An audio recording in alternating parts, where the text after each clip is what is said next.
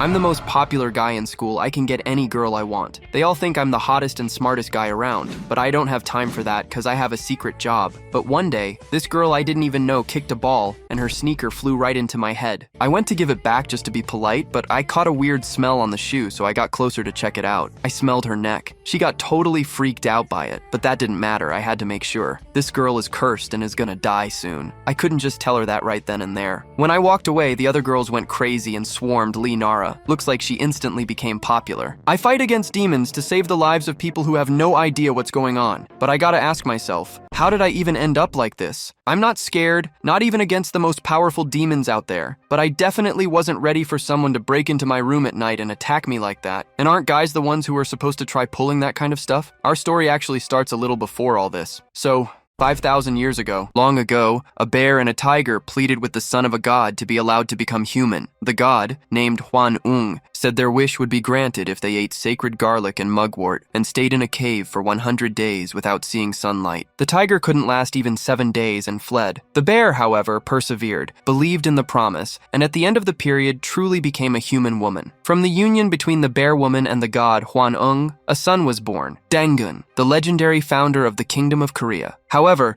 there is a part of this story that hasn't been told. When the bear and the tiger entered the cave, other animals also heard the news and sought the divine promise. An ambitious wild boar wanted to become human so he could drink without end, but he fled on the second day. A vain fox gave up after only 3. Many beasts couldn't even last a week. Those who failed to become human developed a deep resentment and began living in the shadows, deceiving and hunting people to eat their livers in hopes of stealing their humanity. One of these beasts, a 7-tailed fox, took his hatred to a new level and invaded the home of a hunter. The old hunter, our protagonist's grandmother, realized the fox was disguised as a human and was holding her newborn granddaughter hostage. The fox wanted revenge for the death of his wife. The old woman, however, was not intimidated and warned that if a single scratch appeared on her granddaughter, he would be eliminated. She took up her bow and arrow, declaring it was time to cull the beast that had already taken so many human lives. The evil spirit mocked her, using the baby as a shield and challenging the old woman to shoot. But the hunter, with 60 years of experience, was confident. She fired the arrow, which passed through her granddaughter's body and struck the fox square in the chest. The old woman said that mimicking a human did not make him one, and that because he had fed on livers, his fate after death would be to wander as dust, paying for his sins. In his final moments, the fox refused to accept guilt and began sucking the baby's life energy. He screamed that the hunter had also killed a cub as his wife had been pregnant, and that now she would feel the same pain. With his last breath, the spirit cursed her entire bloodline, decreeing that when that child turned 17, her death would be inevitable. In shock, the hunter held her granddaughter and saw a 3-dot mark appear on her neck, the seal of the curse. 16 years pass, and now we are in Seoul. The baby from that day, Nara, wakes up in her apartment. Today is her 17th birthday. Late for school, she rushes out but is surprised by her mother and uncle with a small party. With no time to celebrate, she opens her gifts. Her uncle, a physical fitness fanatic, gives her a 10-kilogram weight. Her mother, more superstitious, hands her a voodoo necklace that supposedly repels the curse. Nara finds it all a bit much. The uncle is visibly worried, fearing the curse will come true. Her mother, on the other hand, thinks it is all just nonsense her grandmother made up. Nara herself doesn't believe in curses, considering them things of the past. To her, the only scary curse would be getting the answers wrong on an important exam. Little did she know that, according to the prophecy, this would be her last day. At school, everything seems normal. The spring day is pleasant, and chatting with friends is fun. During a soccer game, Nara kicks the ball with such force that her shoe flies off and hits a young man right in the head. He turns to return the footwear, and everyone is struck by his beauty. It is Nam Gyunwoo, a first-year student, but he doesn't seem to care about the shoe. His eyes fix on the 3 dots on Nara's neck. Suddenly he approaches, sniffs her neck, and says the scent seems familiar, leaving the girl completely stunned. As soon as Nam Gyunwoo turns to leave, the other girls, completely smitten, follow him everywhere. They comment on how lucky Nara is to have talked to him and wonder what they spoke about. Alone, Nara tries to figure out what scent Gyunwoo had smelled on her. Distracted, she places her hand on a tree, and to her surprise, a slimy purple mark is left on the trunk. At that moment, an invisible countdown marks that she has only 4 hours left to live. Where she touched, a bizarre evil spirit begins to form on the tree. Later, back in the classroom, Nara observes Nam Gyunwoo. He's talented at sports, handsome, and seems to have an aura that draws everyone's attention, even the upperclassmen who show up just to see him. She finds him impressive, taking notes in the middle of class,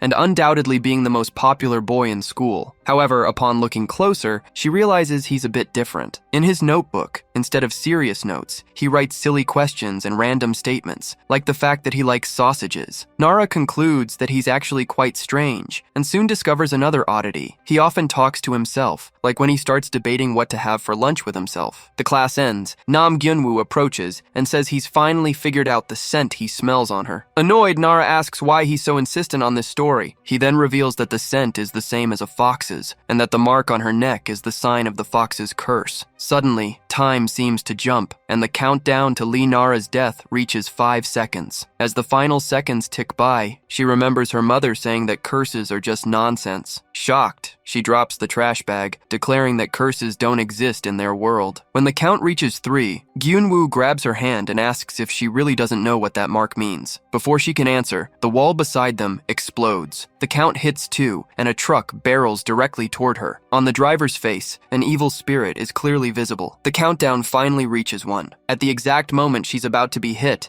Gyunwoo shoves her out of the way, saving her life. The truck crashes hard into the wall, and Nara falls to the ground, completely stunned, wondering what just happened. Shortly after, she faints and has an out-of-body experience, seeing herself lying on the ground and questioning whether she's alive or dead. As Nara's spirit floats, Gyunwoo tries to wake her physical body, slapping her face several times and shouting for her to open her eyes, but nothing works. At that moment, the evil spirit that was in the truck driver begins to manifest. It approaches Nara's soul and reveals that it has waited 17 long years for this opportunity. Now that the hunter's descendant has finally turned 17, the fox spirit can take her soul. The evil spirit begins to envelop Lee Nara's soul, who tries to call for help as she's dragged away. Suddenly, a punch from Nam Gyunwoo shatters the spirit's slimy form. Nara doesn't understand how he managed to do that, but she feels the boy grab her spiritual body. He says he can see her clearly, spins her in the air, and tells her not to move. With a great leap, he positions her upside down and shoves her back into her physical body. From inside the closet, she hears a deep voice saying there's no one in the room. To her shock, what enters is not a person, but a giant tiger with a knife in its mouth. The tiger spirit swore it had sensed someone's presence, but upon looking around, it sees nothing. The green-eyed tiger stares directly in Nara's direction, but seems to look right through her, finding the situation strange. The girl, confused, starts to think she's still dreaming. Just then, Nam Gyunwoo throws open the closet doors, startling Nara, who runs out thinking it's the tiger. Seeing it's him, she calms down and asks if he also saw the talking animal. He says that's impossible, but she insists she saw it with her own eyes. He then points to a small tiger cub and says curtly that it's just a kitten. Just then, Gyunwoo's mother, Nam Oran, appears and asks if Nara is his girlfriend. Surprised that he brought a girl home, he corrects her, saying she's just a classmate. Nara finally understands that the voice she heard belonged to his mother, not a talking tiger, and is struck by her beauty. Oren immediately notices the curse mark on Nara's neck. After the girl introduces herself, Gyunwoo tries to send her home, but his mother stops him, insisting she stay for dinner. Soon after, his brothers also appear, Nam Gihan, who is 27, and Nam Hondo, who is 18. Nara recognizes Hondo as a popular senior from her school, an aspiring actor, and realizes she had never noticed how handsome he was up close. Lee Nara continues to watch Nam Hondo, thinking that with his looks, he could easily be a celebrity. A moment later, their mother, Nam Oran, calls everyone to the table, announcing that dinner is served. As soon as they sit down, Lee Nara senses that the atmosphere is very strange. Gyunwoo's mother won't stop staring at her, while Nam Hondo, the middle brother, refuses to eat and just glares at the table with an angry expression. To make matters worse, Gyunwoo himself is silent, and even the family cat is eating with them at the table. Unsettled by the situation, the only thing she wants is to go home. The only one who seems normal is the eldest brother, Nam Gihan, who kindly tells Lee Nara to make herself comfortable and offers her some food. Suddenly, Nara notices a small white feather on Gihan's shoulder and stands up to remove it. The moment her hand gets close, everyone at the table gives her a strange look, and Gyunwoo yells for her to stop immediately, but it's too late. As she touches the feather, a huge white wing erupts from Gihan's back. He He screams in surprise and begins to float in the air. Nara is shocked and asks if he's an angel, but her expectation is shattered when, in the next instant, Gihan transforms into a chicken. Gyunwoo, irritated, says that dinner was a disaster. He doesn't want to know what happened, but rather how she managed to undo his brother's transformation. It's then that his mother reveals the reason. Nara is the descendant of a hunter. The news shocks all the brothers. Seizing the moment, the cat asks if it can stop pretending and, before Nara's eyes, transforms into a little girl. The mother quickly scolds her, pointing out that her tiger tail is still showing. This sparks an argument about garlic, and Hondo finally explodes. He complains that he's tired of eating garlic in every meal, from pancakes to cakes, and that the taste is horrible, a true act of terrorism against his palate. His mother becomes furious with his complaint and orders him to eat in silence. A sinister aura surrounds her and she suddenly spits on her son's forehead. Hondo, who is apparently a neat freak, panics in disgust and, in his desperation, transforms into a giant pig. In his pig form, however, his attitude changes completely. He starts devouring all the food on the table, saying everything is delicious, and cleans every plate in a matter of seconds. Nara can hardly believe that the cool, popular boy everyone at school envies is actually a pig. The situation descends into family chaos. Hondo argues with his mother for spitting on him, Gihan complains that they shouldn't have invited a stranger to dinner,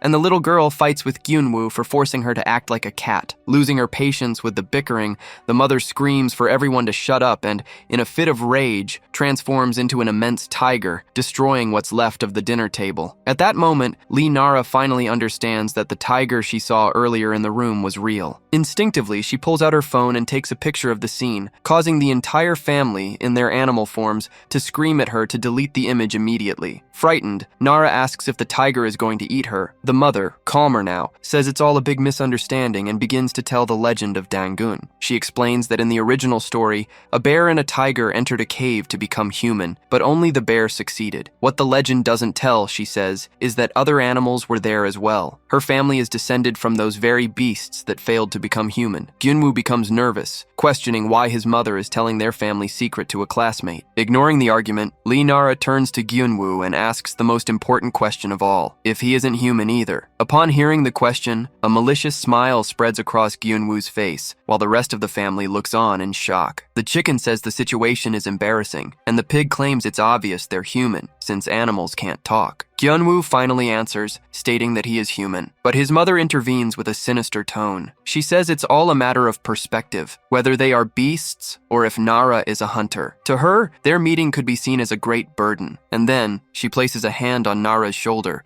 ending the conversation with a threatening air. Gyunwoo's mother continues, saying that if their meeting is seen as one between two humans, then it could be considered fate. She asks the girl which of the two options she thinks it will be. At that moment, the mother undoes her transformation and points to the fox curse mark on the girl's body, showing her a piece of paper with a red design on it. She explains that the girl cheated death and survived the curse, and because of that, her tomorrow will be very different from her today. The mother hands her the paper, instructing her to stick it on her door when needed, as that pattern would connect them. Then, she says it's getting late, and that she should go home. The girl takes the charm and leaves the family's house, wondering how a simple piece of paper could connect two people. Suddenly, feeling a strange energy, she decides she doesn't want to be involved in any of it anymore. On an impulse, she throws the protective charm on the ground and runs away. Meanwhile, back at the house, Gyunwoo's older brother asks if they really should have let the girl leave like that. The mother, very calmly, tells them not to worry, as the child will return. She states that if she doesn't come back, the girl will end up dying at the hands of the fox. After running for a long time, the girl finally stops, tired, feeling relieved to have escaped. However, without her noticing, the protective charm she threw away mysteriously ends up inside her backpack. When she gets home, her mother complains that she's late, but the girl goes straight to bed, exhausted. The day had been a nightmare. She was hit by a truck, almost had her soul stolen by a fox, and discovered that people could turn into beasts. She just wanted it all to be a dream. The next day, her mother wakes her up by shouting, asking if she isn't going to school. Noticing she's very late, the girl rushes out without even eating breakfast, her face barely washed and her sneakers crushed at the heels. It was supposed to be an ordinary morning, but at the bus stop, something catches her attention. On the shoulder shoulders of a man scrolling on his phone, there was a frightening creature. She is completely in shock, especially when the creature turns to her and asks what she's looking at. The girl panics, thinking she's seeing a ghost in broad daylight. She realizes she's the only one who can see it and tries to play it cool, avoiding the spirit's eyes. But the creature insists, telling her not to look at its man, or it would rip her eyes out. It's at that moment she remembers what Gyunwoo's mother said, that her tomorrow would be very different. Desperate, she starts running and realizes the entire city is full of spirits. She could see ghosts now, and it terrified her. Finally, after running for a long time, she arrives at school, wondering if the ghosts followed her. As soon as she opens the classroom door, her heart freezes. The room was filled with spirits sitting at the desks and in the teacher's spot, all of them looking at her and asking who she was. Her classmate calls her by name, Nara, inviting her to sit down. Scared, Nara closes the door for a moment. The path she walked and the door she opened every day now seemed to belong to a completely different world. The normal life of a 17-year-old girl was ruined. She sits down for math class, but the spirits start to gather around her, mocking her for not being able to solve the problems. They said she would never get into college and whispered in her mind. The spirit of a construction worker kept repeating that he built that school before he died. Others pressured her, talking about the accident and her struggles with her studies. The number of ghosts kept increasing, and they began to get suspicious, asking why she was trembling so much. They realized that she might be able to see them. Nara tried with all her might to pretend she couldn't see anything, but tears were already streaming down her face. It's then that Nam Gyunwoo suddenly stands up and walks over to her desk. He stops in front of her desk and stares at her. Immediately, the spirits fall silent. With a gesture, he uses some kind of magic to ward off the evil presence, pushing all the spirits out of the room before closing the door. After class, Nara grabs him by the arm, asking to talk. She points, frightened, to a spirit under a tree. Gyunwoo calmly explains that it's the ghost of the snack shop lady, who always pesters him to eat. He shoos the spirit away, saying he's going to eat something healthy. Next, he introduces Mr. Kim, the worker who died during the school's construction, and won't stop repeating it, and also Mr. Park, who became the place's guardian spirit because he loved watching the students read. Gyunwoo explains that there is another world beyond what we can see, and that ghosts are like people. Some are good, and some are bad. He reminds her that there are truly evil ghosts, just like the fox that tried to steal her soul. He then asks if she still has the talisman his mother gave her, commenting that he was surprised his mother would hand over something so valuable. Nara is shocked, as she remembers throwing away that piece of paper, which was actually an extremely important talisman. The girl lies, saying the talisman is safe at her house. Nam Gyunwoo warns her that if she wants to live, she needs to affix the object to her door. Frightened by the thought of telling her mother she threw the gift away, she returns home. The pleasant smell of dinner greets her, and she decides to take a shower before eating. But as she washes her face, a sinister voice echoes in the bathroom, commenting on how appetizing she smells. It was an evil spirit. She tells the ghost to get out, irritated at being interrupted. Shortly after, her mother says she's stepping out quickly to buy some tofu and asks her daughter to keep an eye on the stove. The girl, however, still thinks it was her uncle in the bathroom. Furious, she goes to his room and complains, telling him he should have knocked. Her uncle, who was on the computer, gets confused and quickly turns off the device, afraid she might see something. Only then, as she heads up the stairs, does she realize her mistake. There, on the steps, a huge, terrifying creature was crawling. The girl instantly understands that it was that monster repeating her uncle's words. Terrified, she runs to her own room and locks the door, remembering her friend's warning about the existence of bad ghosts. The spirit begins to ask her to knock on the door, and the creature tries to pass through the wall drawn by her scent. The monster manages to get past the amulet her mother had given her, but the voodoo necklace she wears emits an energy that prevents it from fully entering the room. In an act of desperation, she grabs the weights her uncle gave her and arranges them in the shape of a cross, which makes the creature retreat for a moment. However, she ends up knocking over the weights, and the monster seizes the chance to grab her neck, beginning to pull the soul from her body. She grabs her backpack and strikes the creature with all her might. To her surprise, one of the blows throws the monster back, repelled by a protective paper. She realizes that the talisman she had thrown away was inside her backpack the whole time. Remembering Nam's advice, she tries to run to affix the paper to her bedroom door, but she falls to the floor, paralyzed with fear. The ghost was so terrifying she couldn't move. In a panic, she starts throwing pens at the monster, which obviously causes no damage and only makes it angrier. The creature screams, throws her against the wall, and once again begins to tear tear the soul from her body. About to be devoured, she realizes she's next to the closet door. With a final effort, she tells herself she won't be eaten by a ghost and sticks the talisman right there. At first, nothing happens, and the creature continues to approach. But suddenly, the paper begins to glow intensely. The closet doors swing open and a hand emerges from within, grabbing the spirit. To her complete relief, Nam Gyunwoo steps out of the closet. He holds the monster, which stops moving, and the girl cries for help as she feels her soul detaching. A strong electric current surges in Gyunwoo's hand, and he strikes the creature, tearing off a piece of its body and forcing it to release the girl. The monster regenerates its hands, which grow back small and deformed, and tries to attack again. Gyunwoo dodges with ease and, in the middle of the fight, still has time to ask if she did her Korean homework. She screams to warn him of an attack from behind, but he had already noticed. He turns and responds with a devastating electric punch that knocks the spirit to the ground. Without giving the monster time to react, he starts kicking it repeatedly. The creature gets up even more furious and opens a huge mouth to devour him. In response, Gyunwoo energizes his hand once more and delivers a final punch, defeating the monster for good. The spirit screams as its body dissolves, and from within it, several small specters begin to fly out. Gyunwoo explains that those are the souls that were devoured by the monster, known as an Anqui. He explains that when a bad ghost eats a soul, it becomes a specter. He then captures the Anqui's essence in a glass jar and seals it with a talisman, ensuring it will never return. With the fight over, he simply steps back into the closet and says he's leaving. The girl is confused and points to the front door, but when she looks again, he's already gone. She opens the closet to look for him and suddenly finds herself inside his room, in his house. Gyunwoo explains that the talisman is called the Rabbit's Den, and it connects one door to another. Just then, his mother enters the room and asks how the hunt went. The girl, named Nara, finally breaks down and starts crying, saying it was terrifying. His mother then explains that the problem is Nara herself. Her soul is like delicious prey, which is why specters are drawn to her. These monsters are driven by an insatiable hunger and devour everything in their path. Gyunwoo's mother explains that for specters living in darkness, Nara's soul is like prey they are permitted to devour. That is the true meaning of the mark on her neck. From that day on, all specters who smell the curse will come after her, and as soon as the fox regains its strength, it will hunt her too. In shock, Nara asks what she can do, but the mother's answer is brutal. She is going to die soon. The girl is devastated at the thought that she won't be able to go to college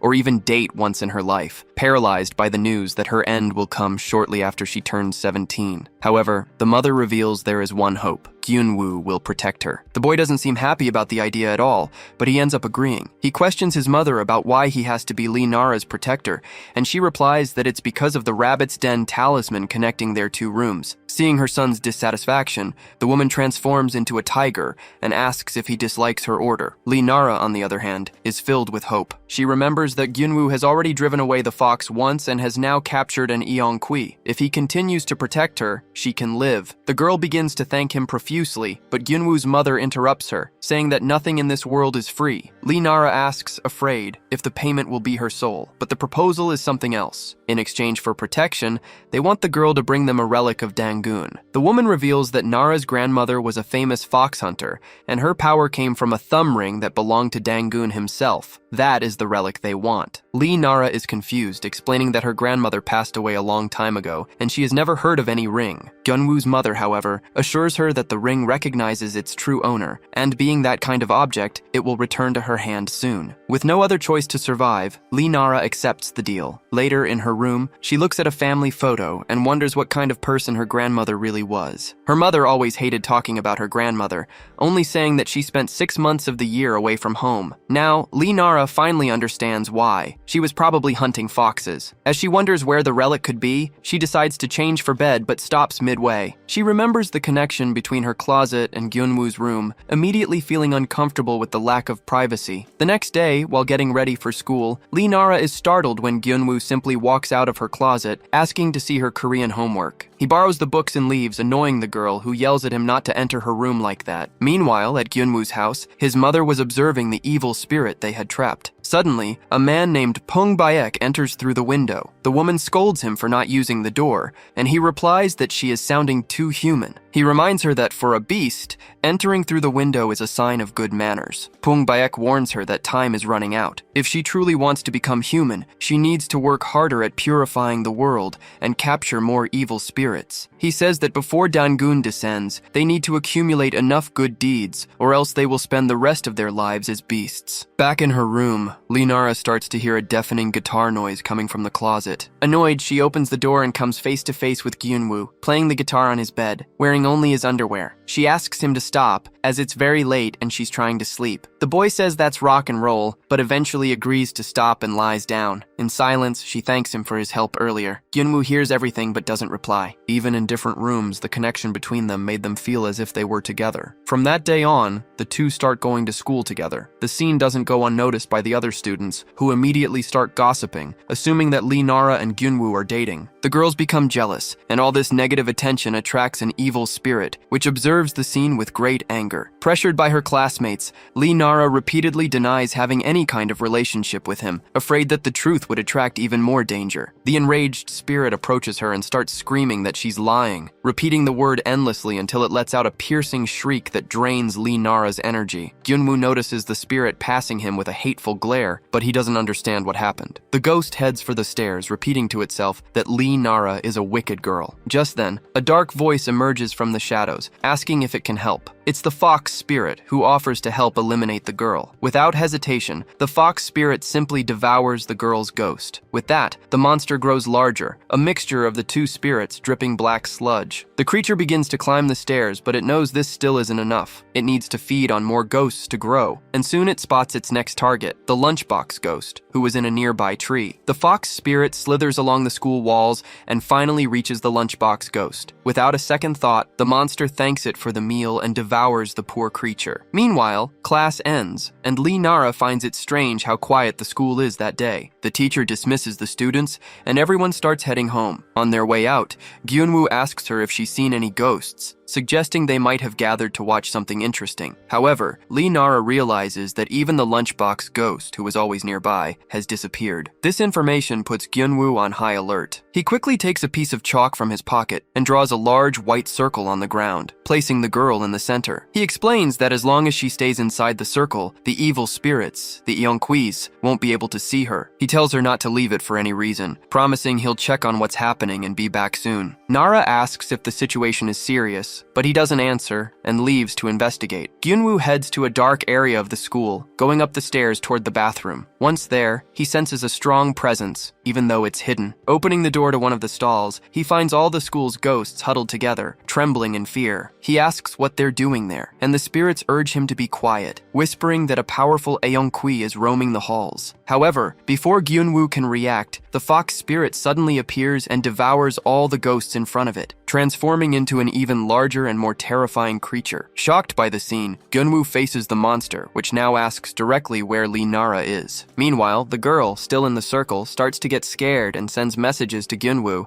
asking where he went and begging him to come back soon. Gyunwoo sees the messages but can't reply, as he is face to face with the fox. The monster says she could feel Nara's presence until a moment ago, but then she suddenly vanished. Seeing his ghost friends consumed like that fills Gyunwoo with an immense fury, and a powerful energy begins to emanate from him. The fox accuses him of interfering with her revenge and says she doesn't care about other humans. She offers him a deal. If he tells her where the girl is, he can live. Without a second thought, Gyunwoo answers with an energized punch right to the fox's face, sending her flying. As the fox gets up, the voice of Mr. Park, one of the spirits she swallowed, comments that the blow really hurt. Distracted by the voice, Gyunwoo fails to defend himself in time as the fox attacks with one of her 9 tails, launching him forcefully into one of the bathroom stalls. The monster boasts that she devoured the spirits too quickly and hasn't fully digested them yet. Furious, Gyunwoo lunges at her again, unleashing a barrage of brutal punches into the creature's stomach. The blows are so powerful, they make her vomit up the spirit of Mr. Park,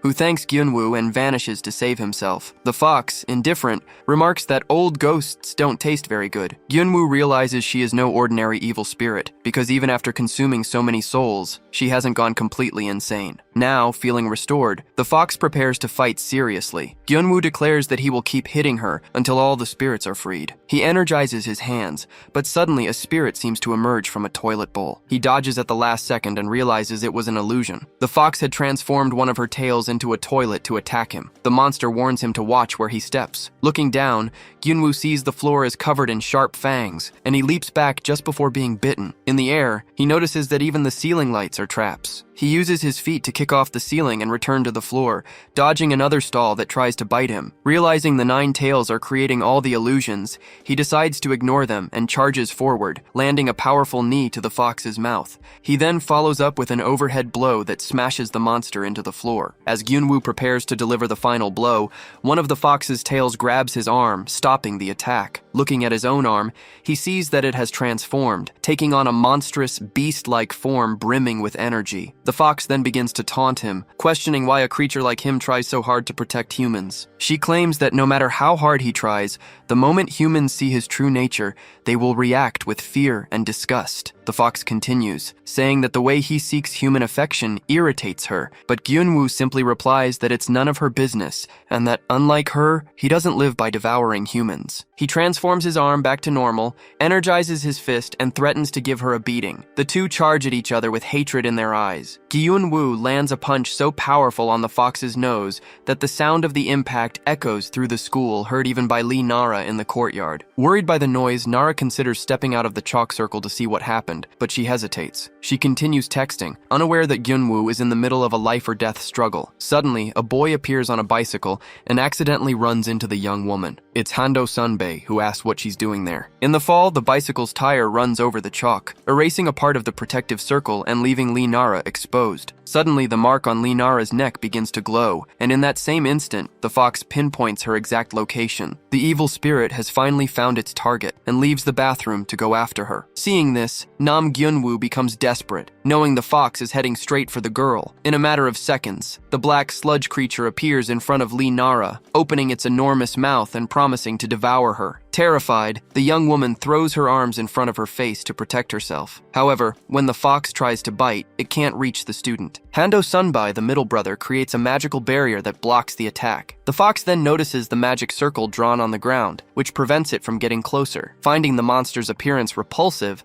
Hondo creates a light magic that pushes the spirit back. He declares that the creature's ugliness cannot interfere with his own beauty, activating an aura that he claims is untouchable. Nara thinks to herself that a self-compliment shouldn't be that effective. The fox, confused, asks what kind of hunter he is. At that moment, Hondo Sunbae notices that a few drops of the monster's sludge have splattered onto his hand. He is disgusted by the filth, but the worst happens next. His hand begins to transform into that of a pig. Ashamed of his beastly side, he tries to hide his hand. Soon after, Gyunwoo comes running and asks his brother to protect Nara. The fox warns that no matter how much they fight, the girl's life will be hers. Ignoring the threat, Hondo puts the young woman on his bicycle and starts pedaling away. Nara asks if he's just going to leave Gyunwoo behind. Hondo explains that if he fights the spirit, he will completely transform into a pig, something he finds disgusting and wants to avoid at all costs. So, he speeds up, fleeing the scene. The fox spirit doesn't give up and begins to chase them at high speed. The chase is so intense that Hondo blames the girl for the whole mess. On a turn, she nearly falls, but he catches her by the tie. Suddenly, the fox emerges from inside a wall and tries to snap at them both, managing to envelop them with its sludge body. At the last second, Gyunwoo appears and lands a powerful kick on the monster,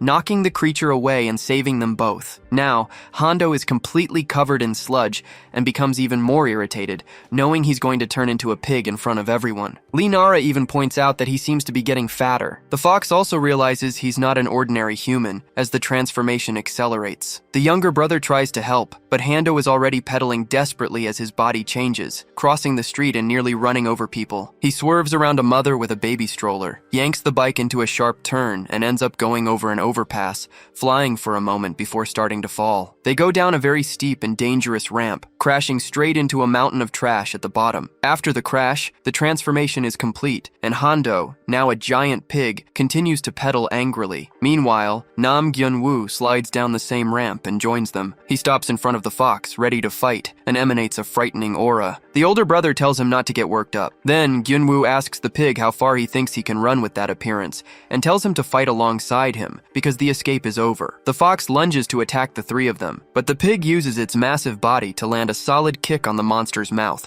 knocking it down. Nam Gyunwoo seizes the opportunity, energizes his hand, and unleashes a massive punch of pure spiritual energy. The blow hits the fox head-on, shattering the evil spirit and leaving Nara stunned by the two brothers' strength. However, with its last breath, what's left of the fox wraps itself around Nara's body and then vanishes. The girl faints on the spot. The brothers rush over to her worried. The giant pig thinks she's dead, but Nam tells him to stop being so dramatic, explaining that she only fainted because her soul escaped her body. They wonder where her soul could have gone. Believing the fox used some kind of transformation magic to hide it somewhere, Nam starts attacking nearby objects. He punches a tree and elbows a post, desperately searching for the girl's soul, even hurting his own hand in the process. Meanwhile, Nara's spirit wanders through a vast, dark void, feeling lifeless. The souls of the construction worker, Mr. Kim, and the woman from the school appear, telling her to run. But before she can react, a sludge tentacle from the fox grabs her foot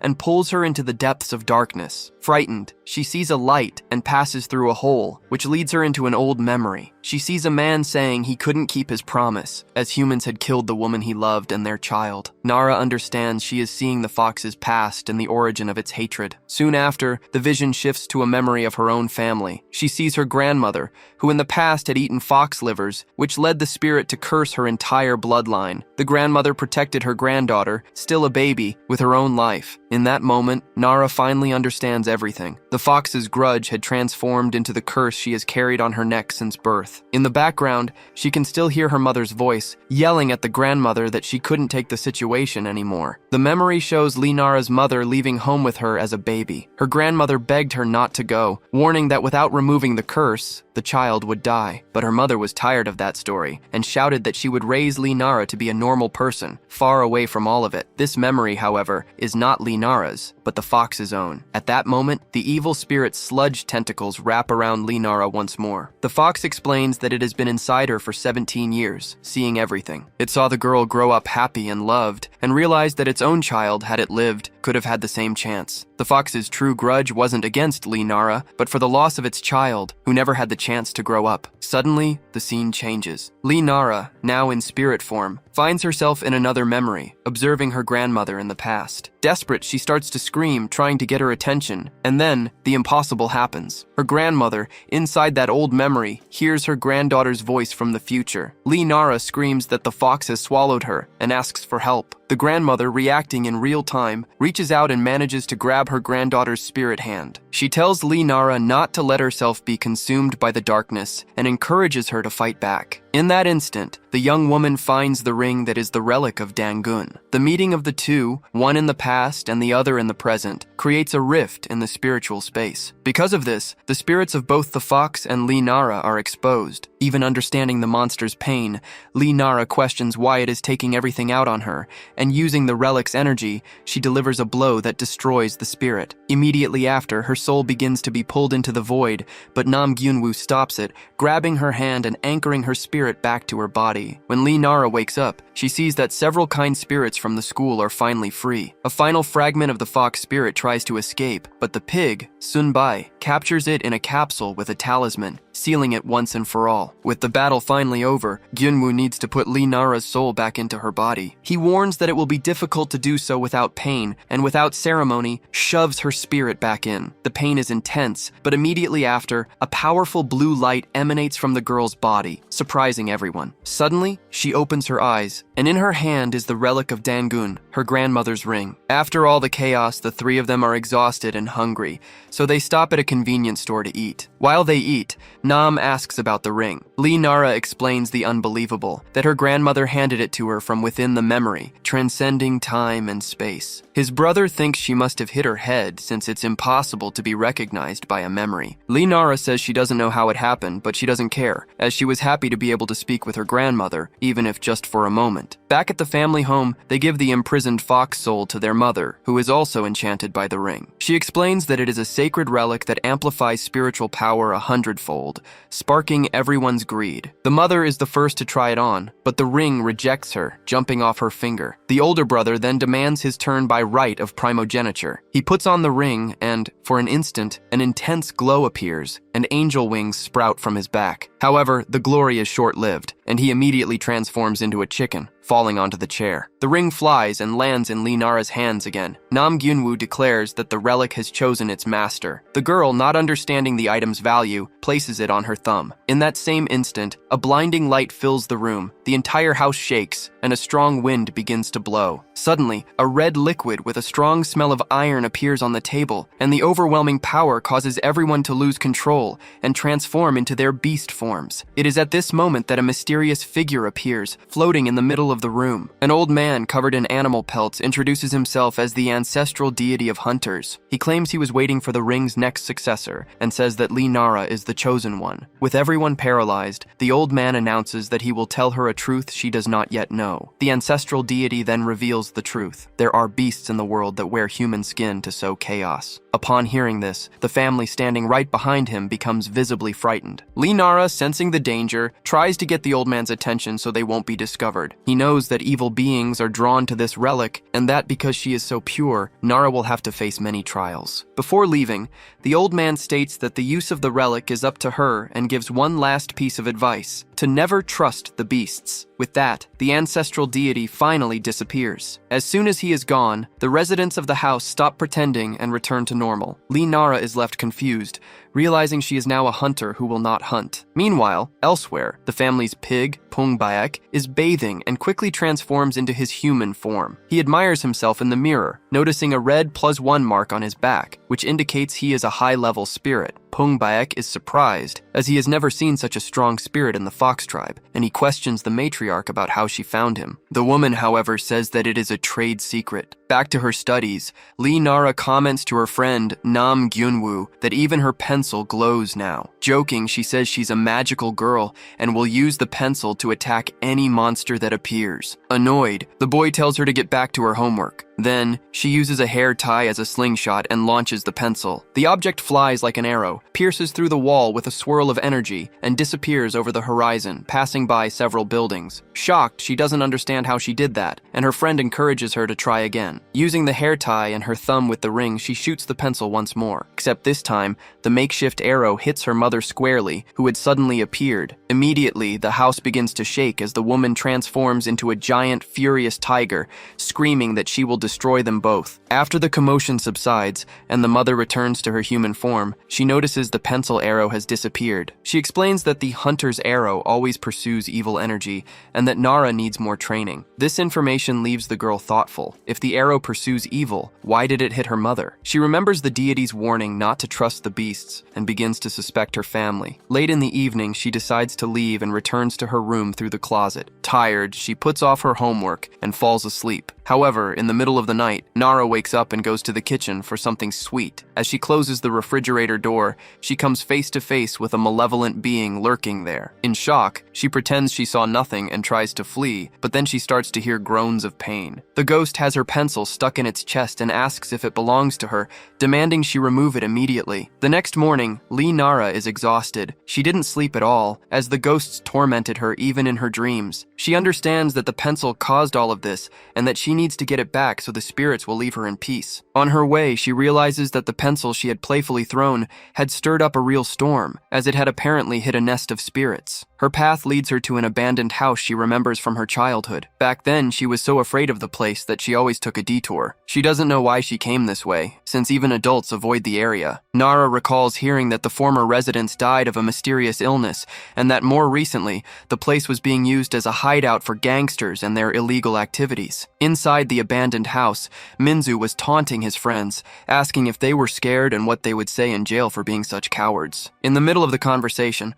one of them told the woman in in the group to stop smoking, complaining that the smell was getting into their clothes. As it turned out, no one there had even lit a cigarette. A dense, mysterious smoke began to fill the room, slowly shaping itself into a terrifying spirit with sharp teeth. Upon noticing the ghost's presence, the group of delinquents flew into a total panic. Cutting back to our protagonist, Nara, who is now outside the property. The entire area is cordoned off with police tape because the youths who were inside had suddenly disappeared. Curious and worried, she decides to take a quick look to see if everything was all right. Soon she finds an enormous tree, much larger than it seemed from a distance, and to her surprise, her pencil was stuck right in the middle of the trunk. She remembered that the pencil had flown a very long way to get there. Nara recalled the Matriarch's words, who explained that the hunter's arrow, in this case her pencil, always pursues evil energy. The whole situation was sinister, and she knew the ghost from her dreams would continue to haunt her if she didn't remove the object from the tree. Scared, she tried to call the spirit, asking it to come to her so she could take out the pencil, but the ghost didn't obey. Seeing she had no other choice and that no one was around, she decided to go in and get it over with as quickly as possible. However, as soon as she entered the property, she stepped on a patch of soft earth and fell into a hole,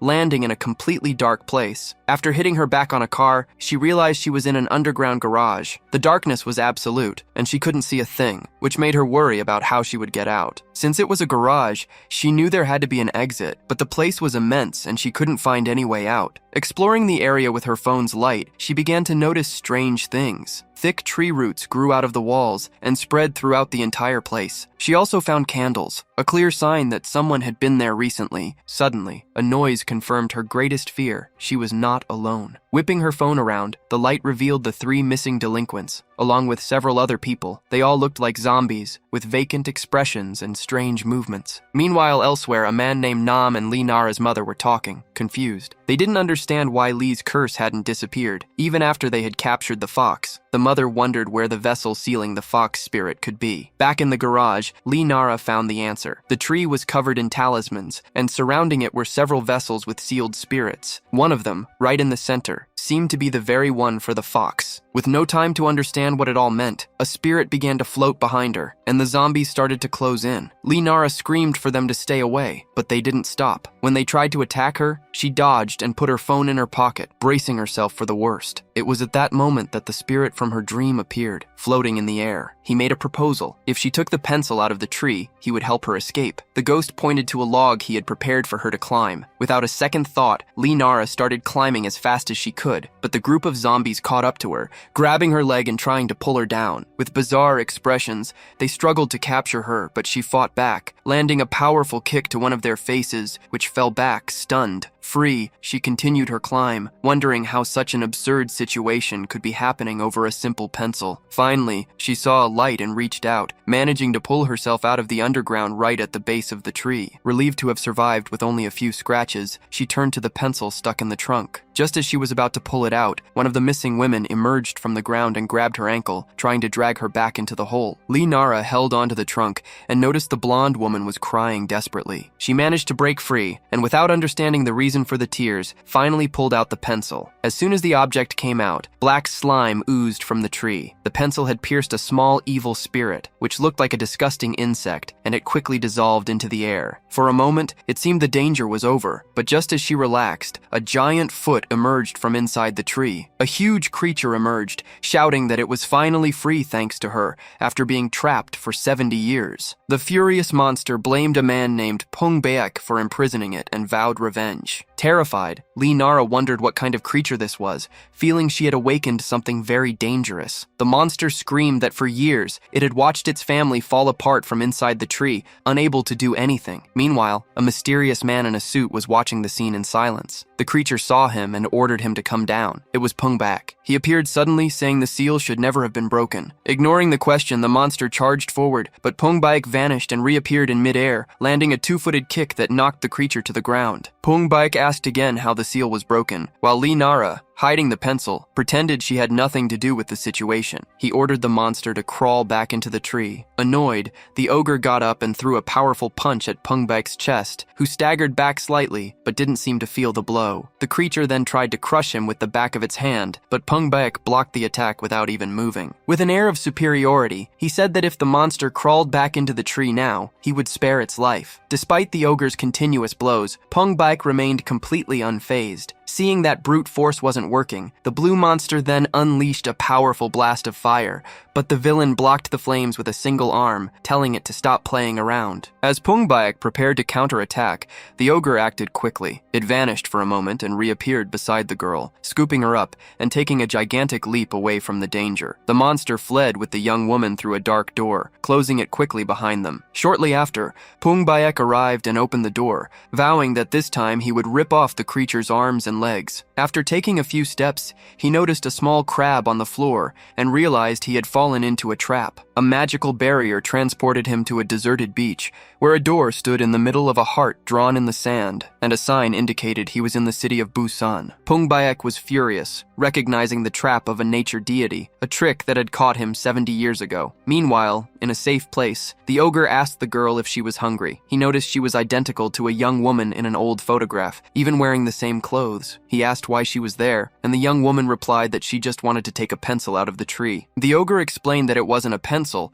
but an arrow that had broken the seal imprisoning him. Suddenly, their train of thought was interrupted by the girl's ringing cell phone. It was her friend Gyunwoo calling. She took advantage of the ogre's distraction to run and answer it, trying to scream for help. However, the monster was faster, snatching the phone from her hand and crushing it. He said that now that the house's guardian deity had been freed, this place was the safest for her. The girl was terrified, realizing he planned to keep her prisoner. At that moment, the blonde woman from the basement appeared, now completely lucid, and warned her not to trust the ogre. She revealed that he was the one who had trapped everyone in the basement, claiming he wasn't a guardian, but a monster who fed on the people in the house. The ogre denied everything, saying the real monster was Pong Bayek. To silence her, he struck the blonde woman, who collapsed instantly, leaving the protagonist in shock. Then, the other people who had been trapped in the basement appeared and charged at the ogre, yelling for the student to escape through the window. She started running as fast as she could, while the ogre easily defeated the two men, throwing them against the wall. Desperate,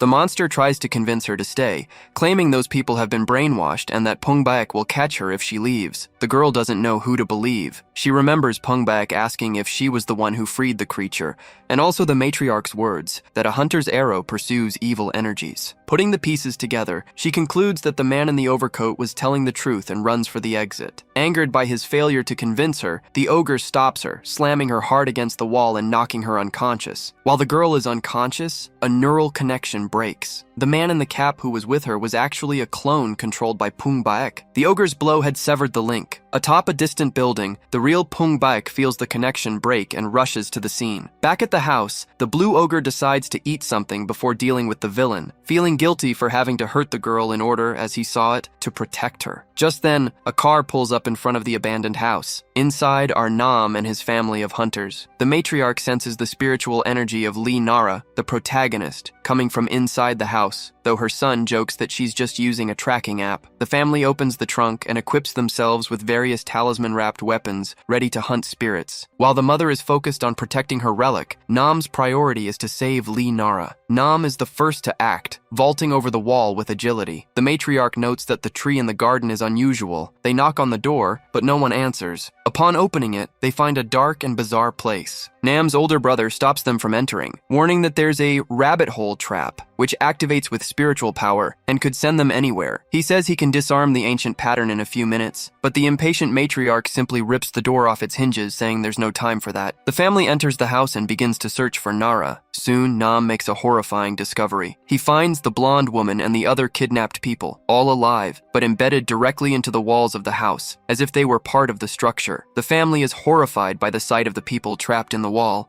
and the mother tells her eldest son to undo it. He explains that since it's an ancient spell, it will take some time, but he begins working to free them. Meanwhile, Gyunwoo can't wait and starts searching for Nara on his own, ignoring the family's warnings to stay together. He hears a noise coming from a door and believes Nara might be hiding there. Pushing it open a crack, he sees a blue ogre with its back to him, and notices the monster is using the rabbit hole talisman to steal food from a market. Moments later, his siblings appear, and also see the creature, which is a dokaibi, a type of nature spirit. The dokaibi senses their presence, but it's too late. Gyunwoo charges forward, wielding his enchanted baseball bat. He lands a blow on the monster's head and yells, asking where Nara is. The creature, barely feeling the damage, just asks who he is. Gyunwoo attacks again, demanding he return his friend. Annoyed, the monster curses at the boy. Obsessed with finding Nara, Gyunwoo strikes the enemy's stomach and charges his bat with electricity for a stronger attack. However, even with the electric blow, the monster doesn't even flinch. In response, the blue creature unleashes a flurry of quick punches. One of them hits Gyunwoo's arm, sending him flying into a wall. Injured, he realizes the enemy is too strong. The nature spirit had been eating and was irritated at being attacked. As it prepares to strike Gyunwoo again, the mother intervenes, delivering a powerful slap to the monster. The blow is so strong it sends the creature flying across the room, taking immense damage and being practically defeated with a single hit. The Matriarch then asks where the sacred relic is. The Dokaibi, still dazed, can only ask what hit him. The mother tells Gyunwoo and Hondo to look for Nara, while she and her eldest son deal with the ogre. But a moment later, she changes her mind and tells even her eldest son to step back, saying she wants to stretch a bit, as it's been a while since she's had a fight. The spirit realizes the woman's power isn't spiritual, and wonders how she knows Pong Bayek. He assumes she must be one of Pong Bayek's servants to be so strong. The matriarch is offended by the accusation, stating that their relationship is one of partnership and mutual need. Filled with rage just from hearing Peng's name, the Dokaibi calls her a servant and lunges to attack. He throws a punch, but the woman easily blocks it with the palm of her hand. The monster uses his other arm, and as they get closer, he finally understands. She has no spiritual power, only pure, brute strength. Unwilling to lose, the two engage in a clash of strength. The Dokaibi acknowledges her strength, but the matriarch taunts him, saying she hasn't even used half of her power. The monster retorts that he hasn't used a quarter of his either, and they start trading insults as they test their strength. Gradually, the woman begins to dominate the clash, pushing the spirit down until he sinks into the ground. He desperately asks what she is. In response, she delivers a punch to his face, ending the contest. While the fight was happening, Hondo, Sumbai, and Gunwoo head upstairs, searching for Nara. They notice the place is filthy, covered in dust, and seems to be collapsing. Gunwoo starts calling out for Nara until he hears a response coming from a room. When they open the door, they find the girl gagged and lying on the floor, but the strangest thing is that she's fast asleep and snoring deeply. They can't understand how she could possibly be sleeping in a situation like this. After shaking her a little, Gunwoo's voice finally wakes her. He asks if she's okay and unties her. He questions why she didn't answer her phone, but before she can respond, Nara hugs him, saying she went through something terrifying and just needed a minute to calm down. In that moment, Gunwoo was reminded of just how dangerous the world his friend had gotten involved in was. Back to the fight, the Dokaibi refuses to yield. He and the matriarch exchange a few more punches until the blue monster grabs her and drags her through the walls,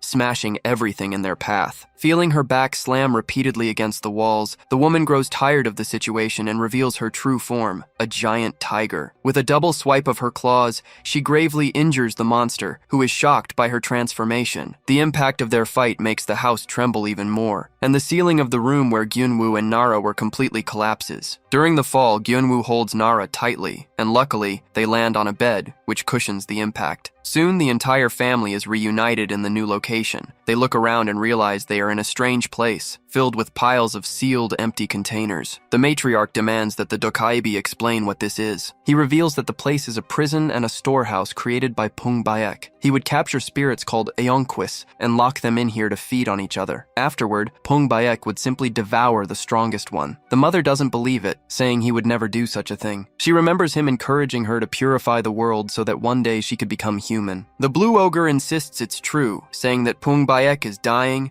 becoming an empty shell that devours Aonquis to extend his own life. And at that very moment, Pong Bayek himself appears in the midst of the family. To conclude, the Dokaibi explains that by devouring so many spirits, Pong Bayek has become a high-level Aonqui. For many years, he dedicated himself to saving humans, but death was his only reward. The thought of simply disappearing terrified him. Desperate, he begged the gods for a solution, but the deities remained silent, which led him down this dark path. In his desperate struggle to survive, Pong Bayek tried everything. One day, he ended up drinking an Anqui, a type of spirit, and was amazed by the effects. He realized he could not only live, but also heal part of his illness without having to beg the gods or humiliate himself. This discovery was like a liberation, but what started with a single sip soon became an uncontrollable addiction. Pong Bayek sank into this addiction, filling his body with spirits and feeling a terrible withdrawal that made him crave more and more. The thirst for more spirits turned into a pain so great that he could barely remember what he was doing. It was in this state that he stumbled upon an ancient tree in the garden of a house. That tree was full of Ionquis that a Dokaibi had gathered for 300 years to protect his family. Without a second thought, Pong Bayek sealed the nature spirit guarding the tree, and like a farmer harvesting fruit, enjoyed the feast of aged spirits. Back in the present, Pong Bayek decides it's time to end things. The matriarch of the Dokaibi family confronts him, surprised to finally see the face of the traitor. She asks ironically if he enjoyed the evil spirits she had captured, the very ones he stole. Pong Bayek responds with arrogance, saying he had no reason to refuse such a generous gift. He taunts them, claiming they crawled like dogs to become human, and that he merely treated them like the beasts they truly are. The matriarch is enraged by his smug tone, and even young Nara is angered. Pong Bayek then reveals his cruel plan. For him, it's natural to discard things that have become useless. He had already secured enough Ianqui and built up a large supply. Now that the tree was empty and the family had no more use, it was time to dispose of them. At that moment, the body of the nature spirit, the tree itself, begins to burn with blue flames, and soon the entire house catches fire, trapping the siblings inside. Pong Bayek says they will burn slowly to the end and tries to disappear, but the eldest son acts quickly, trapping the villain with crimson chains before he can escape. Next, the mother lunges forward and attacks the man, but his body, saturated with evil spirits, suffers no damage. Pong Bayek transforms, his face half human and half Yonqui, and curses the family, saying he will eliminate those beasts with his own hands. He activates his black serpent magic, and claws of sludge pin the matriarch and the eldest son against the wall. When all seemed lost,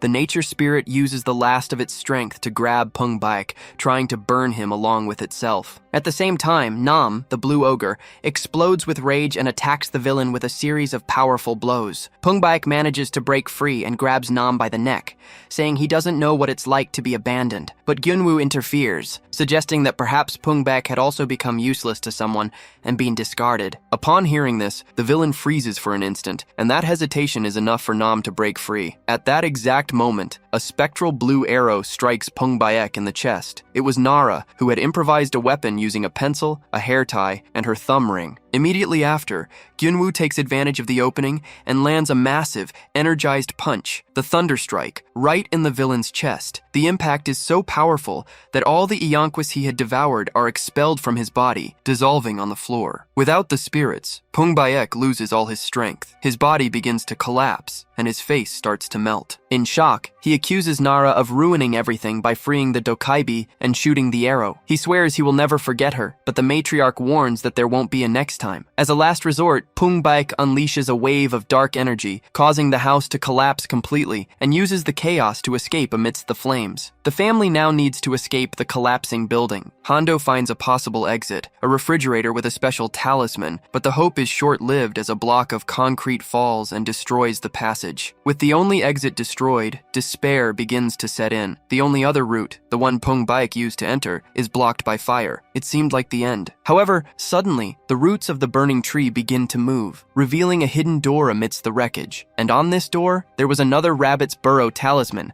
a new chance to escape. The tree's roots move and open the door, pointing the way to the exit. This was the final act of the Dokaibi, the spirit that protected the place. Nara realizes he is using every last drop of his strength to save them, and asks him to escape with the family. However, the spirit explains that his fate is tied to the tree. If it has died, he too will soon die. He laments not being able to protect his home or the family that lived there, but as a guardian deity, he will fulfill his final duty, to protect the house's last guest, who is Nara herself. With his last words, the spirit begins to fade away. Nara can't believe he is leaving in such a sad way. Seeing her hesitation, Nam pulls her by the arm so they can run through the door as quickly as possible. She looks back one last time, just in time to see the Dokaibi's body completely disintegrate. Saddened by his end, she grabs a photo from the wall, remembering that the spirit had said the family in the house was very fond of him. He had been trapped there for 70 years, and now Nara regrets being so afraid at first. She wonders if the outcome would have been different if she had been braver. Upon crossing through the door,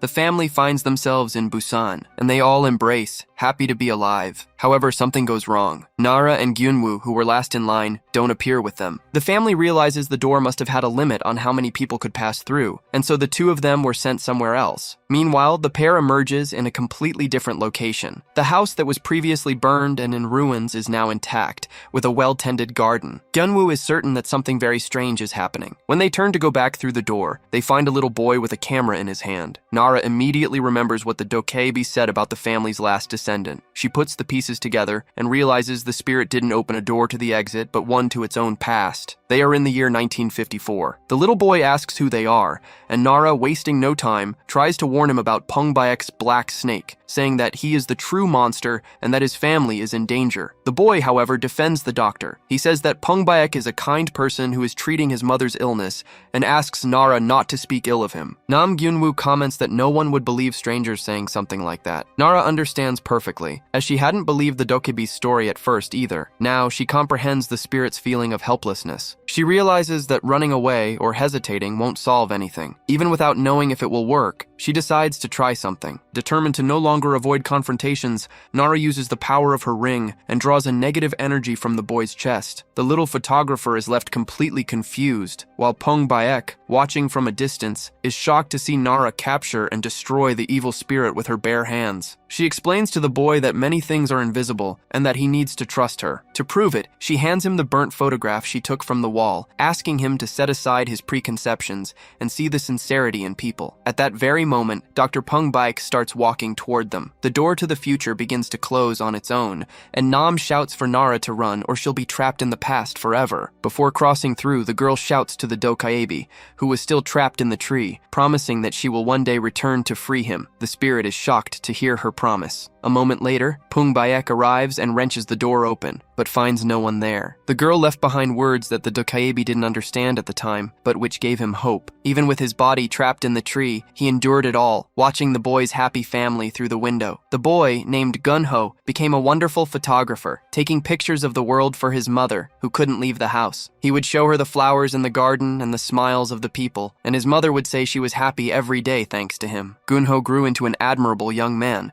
but the happiness didn't last. After losing his mother, he also lost his father a short time later. Alone in the world, the boy became easy prey for Pong Bayek. The dokebi, desperate, wanted to protect the child at any cost. So he decided to give all his power to Gunho, the last descendant of the family, in the hope that he could escape far away and live out his dream. Even if it meant becoming an empty shell, the spirit didn't care, as long as the little boy was saved. However, Pong Bayek broke the boy's camera, and soon after, Gunho vanished as if he were mist. Silence fell over the house, which became a tomb for happy memories. Time passed, the house rotted away, and the dokebi remained alone, feeling useless for not having been able to protect anyone. Tired of staring into the void, he began to scream, begging for someone to either get him out of there or eliminate him for good. And it was at that moment, when he had given up on everything, that a bright light finally appeared before him. That light was, in fact, the arrow that Nara had shot using her thumb ring. It was the arrow of an old promise, flying from the past to save them. Back in the present, Nara and Nam Gyunwoo realize the entire house has been consumed by fire. Because of this, a path had finally opened up, allowing them to escape. The abandoned house they had returned to was now nothing more than a pile of black ashes. The large tree was also completely burned. Amidst the destruction, Nam finds a small light, which was all that was left of the dokebi's spirit. He was still alive, but his form was tiny and weak. Nara is relieved to find him and asks if he can hear her. Her colleague, however, warns that the spirit probably won't recognize them and will soon disappear completely. Desperate, she asks if there is any way to save him, but Nam Gyunwoo explains that it would be impossible unless the tree came back to life. At that moment, the police arrive at the scene and warn the two of them, saying it's dangerous for students to enter a fire scene. An officer asks if they accidentally got trapped inside. He mentions that a witness saw someone entering the property with a gas can and asks if they saw anything,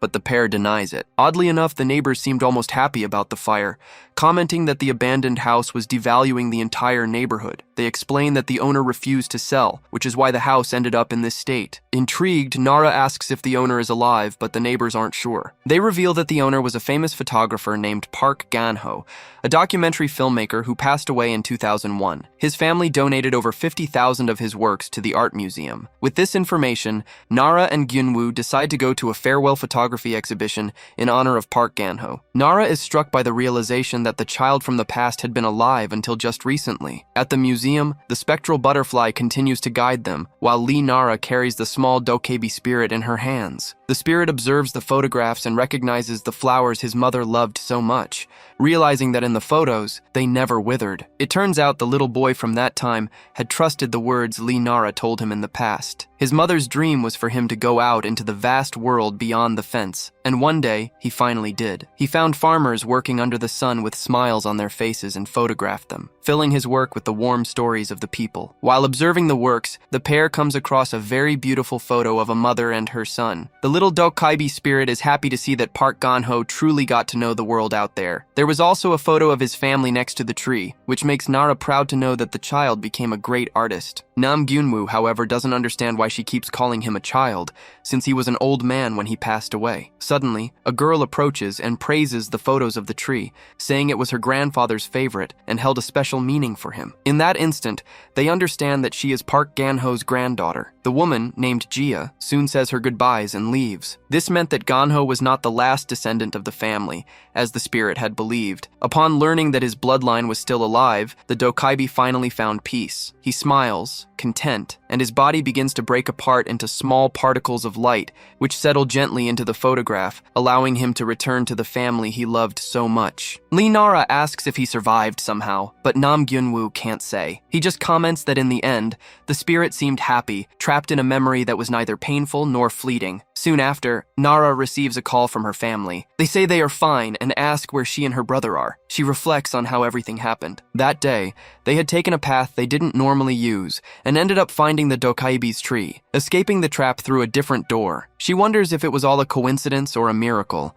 but concludes that miracles don't come from divine aid, but from human will. Perhaps the spirits of her parents had guided her. In fact, at the museum, there was a photo of Nara on display with the title Benefactor. Later, Nara's family takes a bullet train to head back home. During the trip, she questions her mother about why she trusted Pong Bayek. The matriarch admits that, despite her suspicions, she was blinded by the desire to become human quickly and easily, and she takes the blame for what happened. However, Hondo still holds a lot of resentment, as he was the one who most wanted to become human and was left extremely disappointed. The older brother agrees it's disappointing, but says there's nothing they can do now, suggesting they continue helping humans as they always have. The mother, however, states that volunteer work isn't her style and reveals she was already preparing to reactivate her accounts and recreate the secret chat rooms. Thus, a new group is created with a clear objective: to find the sacred relics of Dangun and find a way to become human. Meanwhile, elsewhere, we see a group of evil people gathered around a flask that traps spirits. Among them is Pong Bayek. He asks a newly freed spirit if it liked its new body. The spirit, which had been in the bottle,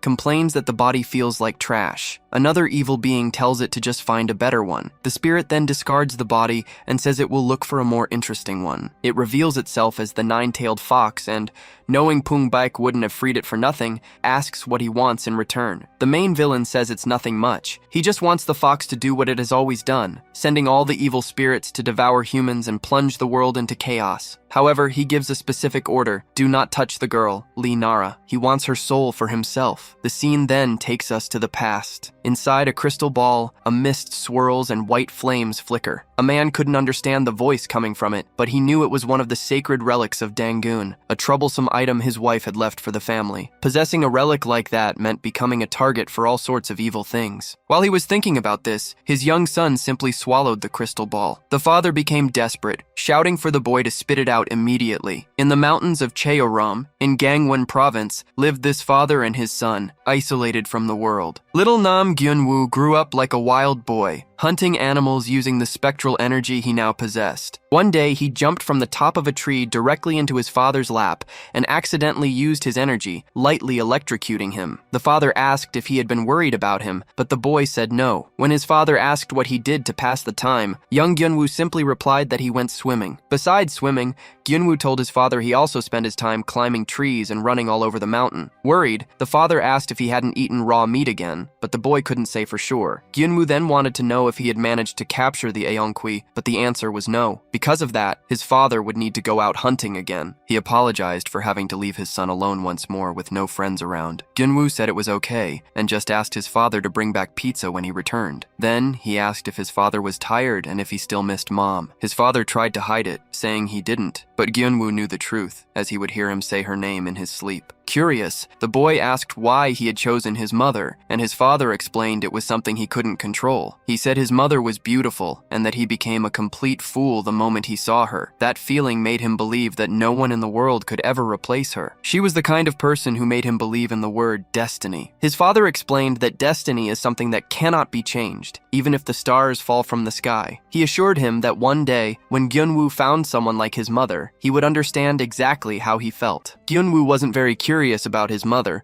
but seeing his father talk about her with a smile made him happy. The next day, his father prepared to leave and hunt the Anqui. Gyunwoo asked why he insisted on capturing these spirits, since it was so dangerous, and wanted to know if they could really become human by doing so. His father explained that wasn't the reason. He did it because he believed it was the right thing to do. To him, living like a human was simple. You just had to love, help one another, and live with kindness. Gyunwoo, who had a beastly side, asked if appearance didn't matter, and his father confirmed it. As long as they lived like humans, their appearance meant nothing. Thinking his father was brilliant, Gyunwoo asked for the pizza again, and his father, before leaving, warned him that his tail was out. Alone, the boy decided to live like a human, just as his father had taught him. He handed out nuts to the squirrels and carrots to the rabbits, believing he was loving and helping the animals. He planned to live like a human again the next day, but the days began to pass and his father didn't return. He had promised to be back after 3 nights. His father was always a little late, but this time was different. On the 5th night, someone Gyunwoo had never seen before appeared. It was an old woman, Nara's grandmother, who commented on how good he was at imitating humans. From her scent, Gyunwoo sensed she was dangerous and began to act hostile. The old woman told him not to be afraid, explaining she wasn't there to hunt him and that she and his father were old companions. It was then that she delivered the terrible news. The woman expressed her sorrow for his father's death and handed him an urn, saying he had returned as ashes. She said that it didn't matter if he slept for 10 or 100 nights. His father would never come back. From that moment on, Gyunwoo was alone forever. He looked at the urn and wondered if this was the destiny his father had spoken so much about. The old woman invited him to go with her, promising she would take care of him. When Gyunwoo asked why she was helping him, she replied that his father never questioned his reasons for helping others. She asked for his name and revealed that his father had named him Nam Gyunwoo so that he would live to help people. Returning to the present, Nara notices that Gyunwoo is lost in thought and asks what he's thinking about. He replies that he was just reminiscing about the past. At that exact moment, a bus nearly hits Nara, but Gyunwoo saves her in the blink of an eye, showing his instinct to protect others. Nara comments that he has been treating her very well lately, a far cry from the irritable boy he used to be. Gyunwoo knows all this kindness is because she is the granddaughter of the old woman who saved his life. Meanwhile, elsewhere, 3 rat-like creatures are discussing a plan. One of them asks if its human form is convincing, and the others assure it that it's perfect for deceiving people. They question why the boss sent them to do something so dangerous, since messing with Pong Bayek could mean death. Despite their fear,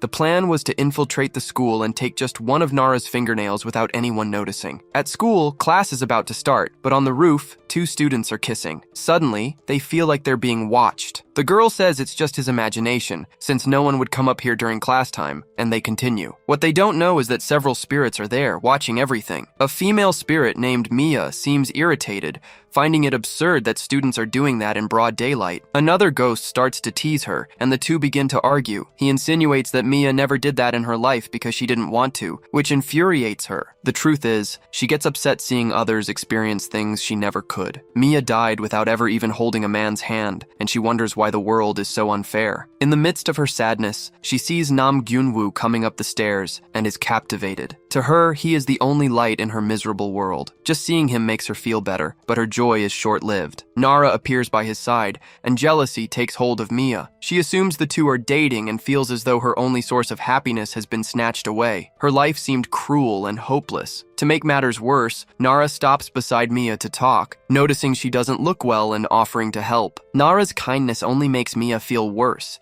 thinking it unfair that someone could be so beautiful and good. Mia remembers it was Nara who saved her from a fox attack, and her envy grows even stronger. She concludes that she is a horrible horrible person and therefore doesn't deserve to be happy. Her life had always been a sequence of pain. Her parents died in a car accident, and she had to become the head of the household, caring for her 5 younger siblings. She dropped out of school to look after them during the day and worked in a factory at night. On her days off, she still worked odd jobs at a restaurant, dedicating every second of her life to her siblings. One day, her boss, a kind young man, sent her home early, saying he would finish the work for her. He also gave her an advance on her salary, praising her great work, and Mia thought he was a wonderful person. Mia's boss not only paid her salary, but also gave her a bonus so she could buy something for her siblings. Grateful, she noticed the young boss also had something to say to her, and for a moment, it seemed as if a romance was about to begin. Her life was not made only of sadness. There were small moments of happiness that she treasured forever. But just when she thought she could finally be happy, Mia died from overworking. Even after passing away, her concern for her siblings was so great that she couldn't leave this world. As a spirit, she began to haunt them, mainly to ensure her youngest brother studied. It was by following him and nagging him that she ended up stuck in the school he attended. Nara, listening to the story,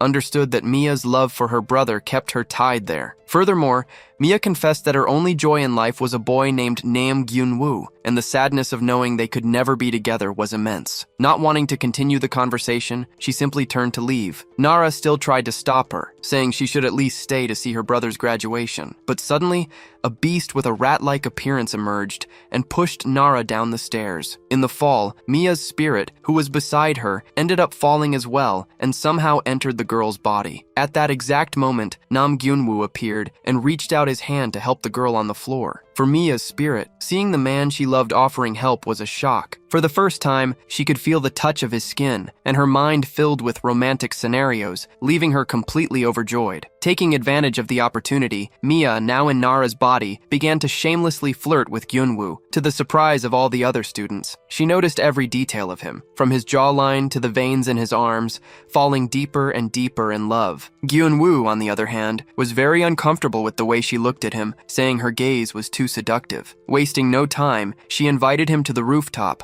a place she realized was a meeting spot for couples. The sudden invitation left Gyun-woo speechless. Mia interpreted his silence as shyness, since they weren't dating. Decided to be more aggressive, she asked if he didn't like dates and, in a bold move, hugged him from behind. The scene left all the students in shock. Gyun-woo, however, was furious and embarrassed. He pushed her away, not understanding what was happening, and hurried out of the room. Mia was confused. She thought he would like the initiative after all. In the romances she read, the protagonist always fell for that kind of move. Reality, however, was quite different. Nara's friends approached, worried, asking if she was okay because her behavior was so strange. Mia knew her time was short. As soon as the real Lee Nara woke up, it would all be over. She needed to win Gyun-woo over that very day. Meanwhile, on the roof, Gyun-woo tried to process what had happened. He was so embarrassed that his beast tail almost appeared. He reflected on why Nara was acting so intimately, and although he knew something was wrong, a part of him was enjoying the closeness, starting to think that maybe she really did like him. Far away, the 3 rat men who attacked Nara gathered. They complained that they couldn't even get a fingernail from the girl, as she had been stuck to Gyun-woo all day. Their boss had given a clear order, do not touch Nara, but he said nothing about the others. Therefore, they decided that to get close to her,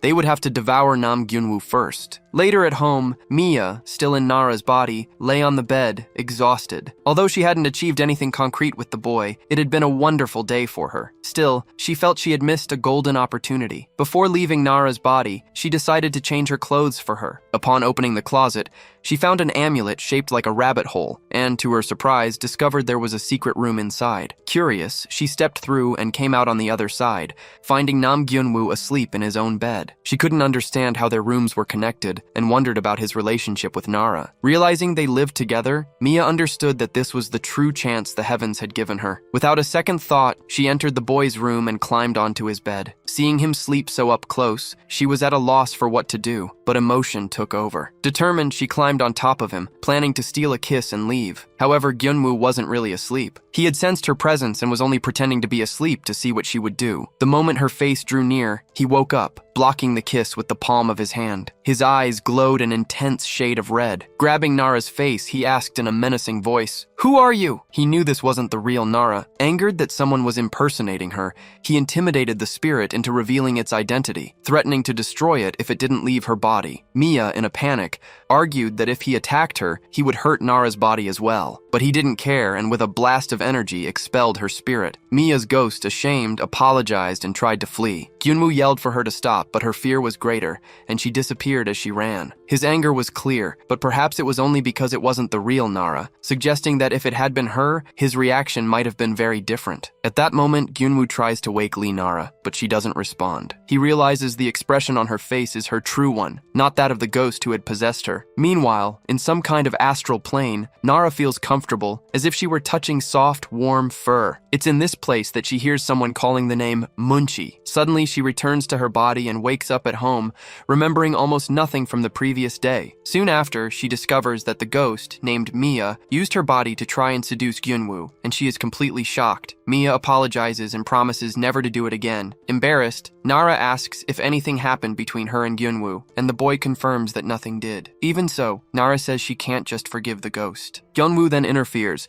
saying he can't let a ghost that possesses people roam free, and states that he will help her pass on to the other side. Mia refuses, explaining that she needs to stay to watch her younger brother grow up. Nara tries to defend the ghost, saying she stayed at the school worried about her brother, and that she had a difficult life, having to take care of her siblings alone. However, Nam Gyunwoo is not moved by the story. To him, what the ghost did was wrong, regardless of her intentions. He makes it clear that the problem wasn't a simple kiss, but the fact that it was done against his will. Suddenly, their attention is drawn to an old man arguing with a student outside the school. The old man, who is the principal, is scolding the student, Kim Seok-woo, for smoking. At that moment, Mia recognizes the boy as her younger brother. Outraged by the boy's attitude, and not understanding the sacrifice his sister made for him, Nara marches over and slaps the cigarette out of Kim Seok-woo's hand, shocking everyone. She calls him an idiot and says that his sister worries a lot about him. Upon hearing about his deceased sister, the boy seems to get emotional. However, the ghost points to the principal and corrects the situation, explaining that he is her real younger brother. Nara is completely mortified for having gotten it all wrong. Mia's concern was for the principal, who, according to her, doesn't dress properly and has lost his hair. The principal, in turn,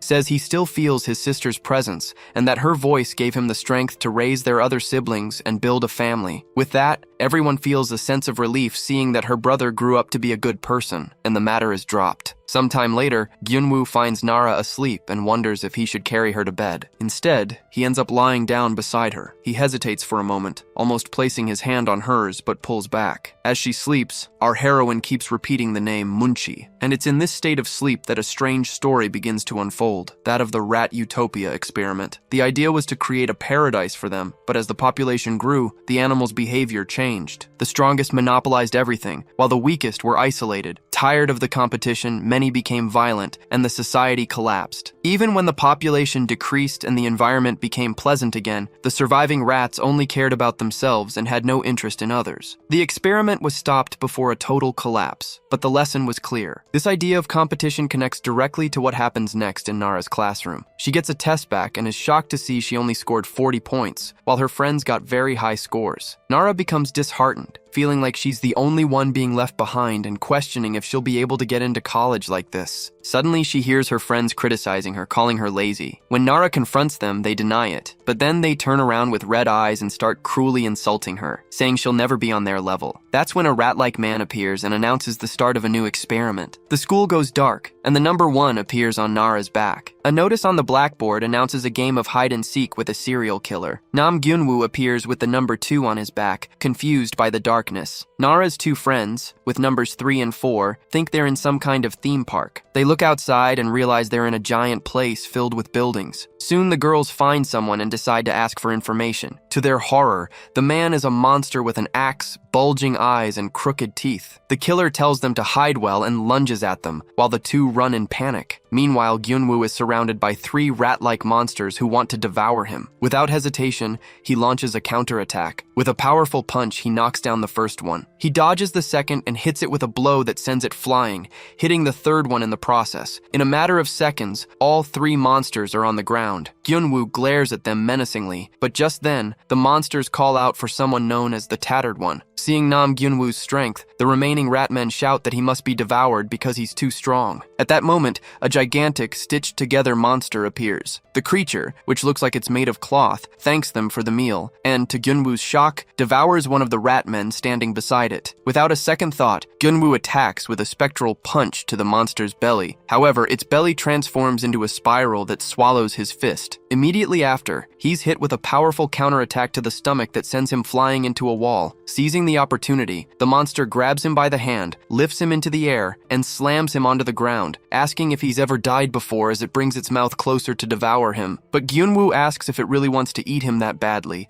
and when the creature opens its mouth, he delivers an electric punch straight down its throat. The blow destroys the monster's body, which begins to fall apart, and from within it, thousands of rats start pouring out. Only then does Gyunwoo understand that he's in a rat's nest. Meanwhile, in another part of the location, the protagonist Nara is hiding in a classroom. About 4 armed rat men are searching for her, and Nara wonders what kind of terrifying beings they are. While hiding, she finds another girl who tells her to be quiet, but it's no use. One of the monsters climbs onto a desk, asks if she's there, and finds her, leaving the girl terrified. The monster tries to attack her, but Nara manages to dodge. Soon, the other armed rat men advance, and that's when the other girl helps her run. As they flee, Nara asks who those people are, and her new companion explains that they are rat monsters who are after her, specifically the rats that ate fingernails. They run up the stairs but realize the exit is blocked by a locker. To make matters worse, dozens of other armed rat men appear, surrounding the two of them. Terrified, they wonder what to do. Nara's companion, holding a small axe, tells her to stay near the railing. Then, she uses the axe to cut the rope holding the lockers at the top of the stairs. With that, the furniture begins to fall, burying the rat men and making them drop their weapons. Taking advantage of the distraction, the girl uses a key with a rabbit charm to open a locker and tells Nara to follow her, saying she'll tell her more about this place. Nara enters the narrow locker and begins to crawl through a passage that leads to a hideout. The girl explains that the rats don't know about this space, so they are safe there. She introduces herself as Kim Huna and says she was dragged to this place a month ago. When she woke up, she was already here, in what she calls a rat hole, because everyone seems to be a lab rat. Huna reveals that about 30 people were brought here, but almost all of them have been eliminated and eaten by the rats. She explains that new people, like Nara, are continually being captured for this hell created by a being named Gaiam, the Rat King. Returning to Nam Gyunwoo, he is now interrogating one of the surviving ratmen. The monster explains that a competition is taking place here, and only those who survive can reach the throne. Gyunwoo asks what's on the throne, and the Ratman replies that it's absolute power, and that only number 1 can sit there. He also reveals that the only escape route from the rat hole is located above the throne. Gyunwoo understands that to get out of there,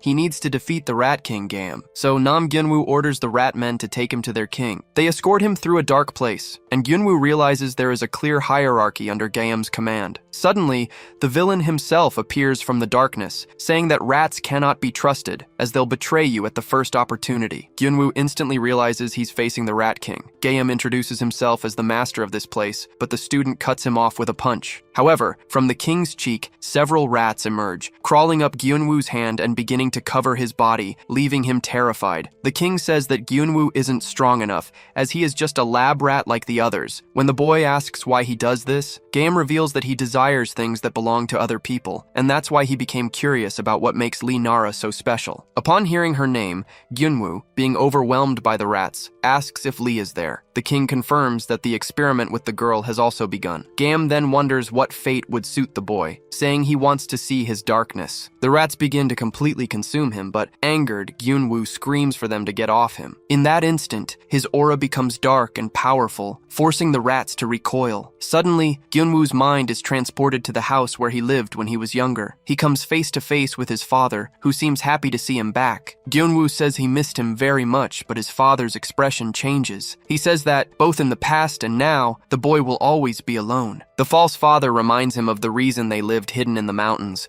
stating that Gyunwoo always caused those close to him to end up miserable, just like the old lady who was killed in front of him while he could do nothing. While Gyunwoo is trapped in this illusion, Nara and Kim Huna are hiding in a bathroom. They notice that everything is very quiet and wonder if they can leave yet. However, they know the monsters are killers and are afraid. Suddenly, the door to a stall opens and they panic, holding their breath. Someone enters the stall next to them. They see several feet and think about asking for help, believing it's a person. Through the crack in the door, a rat man appears and asks if anyone is hiding there. The two girls' scream echoes through the bathroom the moment they are discovered. Immediately after, a rat-like woman also notices their presence, grabbing a box cutter. In seconds, about 6 armed rat women surround the stall, asking who is hiding inside. Meanwhile, in another room, Nara is watching everything through a camera and sees that her friends, Sujin and Aomsi, are in mortal danger. Next to her, Huna takes the opportunity to make a cynical comment. She questions if Nara truly considers them friends, reminding her that at the end of this competition,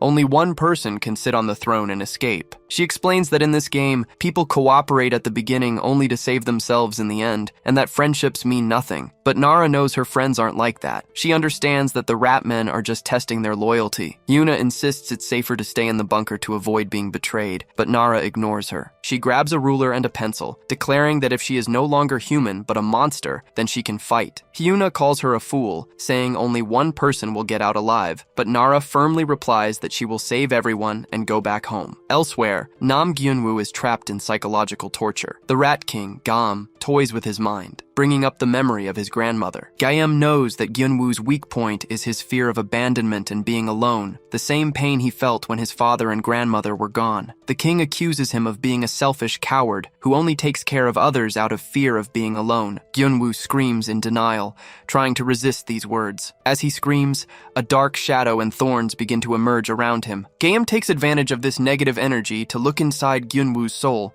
wanting to expose the weak nature he believes all humans hide. Inside, the Rat King finds a giant, imprisoned black wolf. This was Gyunwoo's great secret. Suddenly, the spirit of Gyunwoo's father appears and tells the king to stop. He explains that the thorns are, in fact, his son's effort to control himself and act like a human, but the Rat King doesn't care and shatters the thorns, freeing the beast. With the seal broken, the giant, ferocious wolf is unleashed and attacks brutally, tearing off half of the king's spiritual body. The king realizes his mistake. Gyunwoo wasn't hiding his nature. He had sealed it away completely, and now the monster was free. Gyunwoo's vision shatters and he is thrown to the ground. He is now transformed, a mixture of man and wolf. In this bestial form, he attacks the king without mercy, unleashing punches that destroy his body. Just before being defeated, the Rat King begins to laugh, saying that Gyunwoo now looks more like the beast he truly is. Gyunwoo strikes once more, causing the enemy's body to explode. From within the destroyed body, thousands of rats pour out, and the voice of the true king echoes. He says that he has awakened a terrible monster, one that now moves purely on instinct. The king then invites him to a special event, and at that moment, several stitched rag dolls appear to attack. The Rat King encourages him to go wild and embrace his nature, where the strong devour the weak. Gyunwoo accepts the invitation with a smile and begins to fiercely destroy the dolls, hunting them down one by one to avenge his grandmother. Back in the bathroom, the situation was desperate. The rat women were holding Sujin and Aomsi by the hair, ready to devour them. But at the last second, an arrow made from a pencil strikes one of the rat women, who falls to the ground. Annoyed, Nara appears and challenges the others to come at her. She runs to lure the remaining 3, leading them into a trap. The rat women follow her without thinking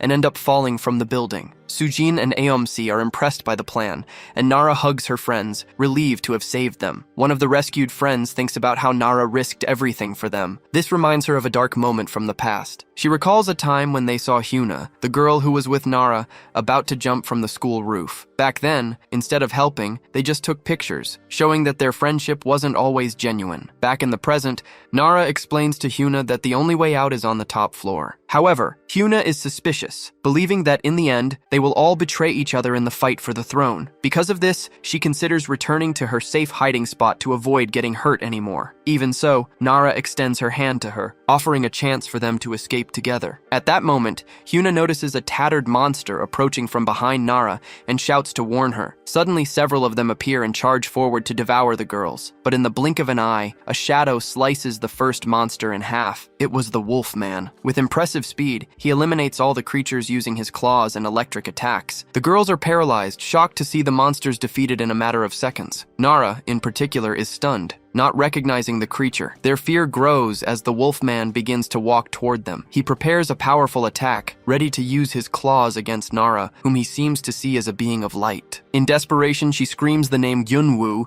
without even understanding why she did it. Upon hearing the name again, the creature suddenly stops its attack and embraces her, as if a memory has been awakened. Meanwhile, the Rat King watches from a distance, frustrated. He had expected the beast to follow its instincts and eliminate the girl. And for a moment, it seems that's exactly what will happen. During the embrace, Gyunwoo's body begins to tremble. His eyes fill with rage, and his claws pierce Nara's back, making her scream in pain. Seeing this, Huna regrets following the girl, realizing that this thing was truly a monster. Nara screams for Nam Gyunwoo to get a hold of himself. In the midst of his fury, he seems to finally recognize her. The beast then releases the girl, handing her back to her friends. Upon seeing Nara's blood on his hands, Gyunwoo is overcome with regret. In his vision, everything turns dark, except for her body, which glows blue. He doesn't want her to leave him alone. As the girls start to flee up the stairs, he follows them. Huna yells for the monster to stay away, but her friends notice that he no longer seems aggressive, just sad. The girls continue climbing, but they soon encounter several rat men blocking the stairway. They prepare to fight, but before Nara can shoot her arrows, Nam Gyunwoo rushes past them. Filled with rage, he attacks the monsters and brutally eliminates them. Confused by the unexpected help, Huna decides not to question it and leads the group to take the chance to go up. The Rat King finds the wolf's unpredictability amusing, like a new toy, but vows to destroy him in the end. Finally, they reach the rooftop, where they find the only escape route: a climb to the throne of absolute power. There, a classmate recognizes Huna. He introduces himself as number 18 and tells Nara that this is his third attempt to reach the top, offering to help. However, their conversation is cut short when Gyunwoo appears, glaring hatefully at the boy, who flees in terror. It's at this moment that the Rat King appears before everyone, announcing the start of the final test. The game is simple. The first one to sit on the throne wins. He declares that effort never betrays anyone and that the winner takes all. With the starting signal, Nam Gyunwoo, in his wolf form, begins to climb determinedly toward the throne. The other competitors, seeing that he's drawing the attention of hundreds of rat men, decide to use the distraction to their advantage and start climbing as well. The rat men's feast begins, and they advance on all the competitors. Alone, Gyunwoo faces the horde. With electric attacks and absurd speed, he defeats dozens of monsters at once, clearing a path. The other competitors, impressed by his power, seize the chance to advance. Huna and the other three girls also use the opportunity to climb. Everyone gives their all to survive and return home, but the danger is real. Amid the chaos, one of the competitors is caught by two rat men and brutally eliminated. The competitor's life comes to an end, and he is completely finished off by the rat men. At the same time, two other creatures advance toward a group of survivors. Two friends prepare to fight. One says he'll take the monster on the right, and the other the one on the left. However, in an act of desperation, one of them shoves his own friend toward the beast to save his own skin. The betrayed boy becomes furious and screams that the traitor in the cap won't survive this. The boy in the red cap, now alone, wonders why he did that, having acted without thinking. He remembers a moment before all this, when he should have just walked past a motorcycle that was parked with the key in the ignition. The last thing that comes to his mind is the thrill of secretly riding that motorcycle, and then nothing. He probably got into an accident and ended up in this bizarre place. While his former friend is torn apart by the rat men, the boy keeps climbing, crying because he misses his parents and wants to go home. However, an axe flies toward him, and his life also comes to an end. The students, including Kim Huna and Lee Nara, are terrified as they watch the scene. At the top, a bald man holding the axe warns that from that point on, anyone who tries to pass will be eliminated. He says that if they don't want a tragic end, they should stay below and not climb up to him. Two competitors threaten him, but the bald man just challenges them to come up. One of them, blinded by hatred, climbs up, screaming that he'll get out of there alive. Lee Nara realizes that everyone has gone mad. She had hoped that if everyone worked together, they could escape and even become friends. But that idea shatters when the bald man eliminates the competitor with a single blow. Cooperation no longer seems like an option. Kim Hyuna recognizes the pattern, saying this is why she didn't want to climb to the throne. People always change in extreme situations, and a psycho like that bald man always shows up. According to her, even the most level-headed people quickly lose control when they're desperate because this place is a true hell. The bald man then asks if anyone else wants to face him.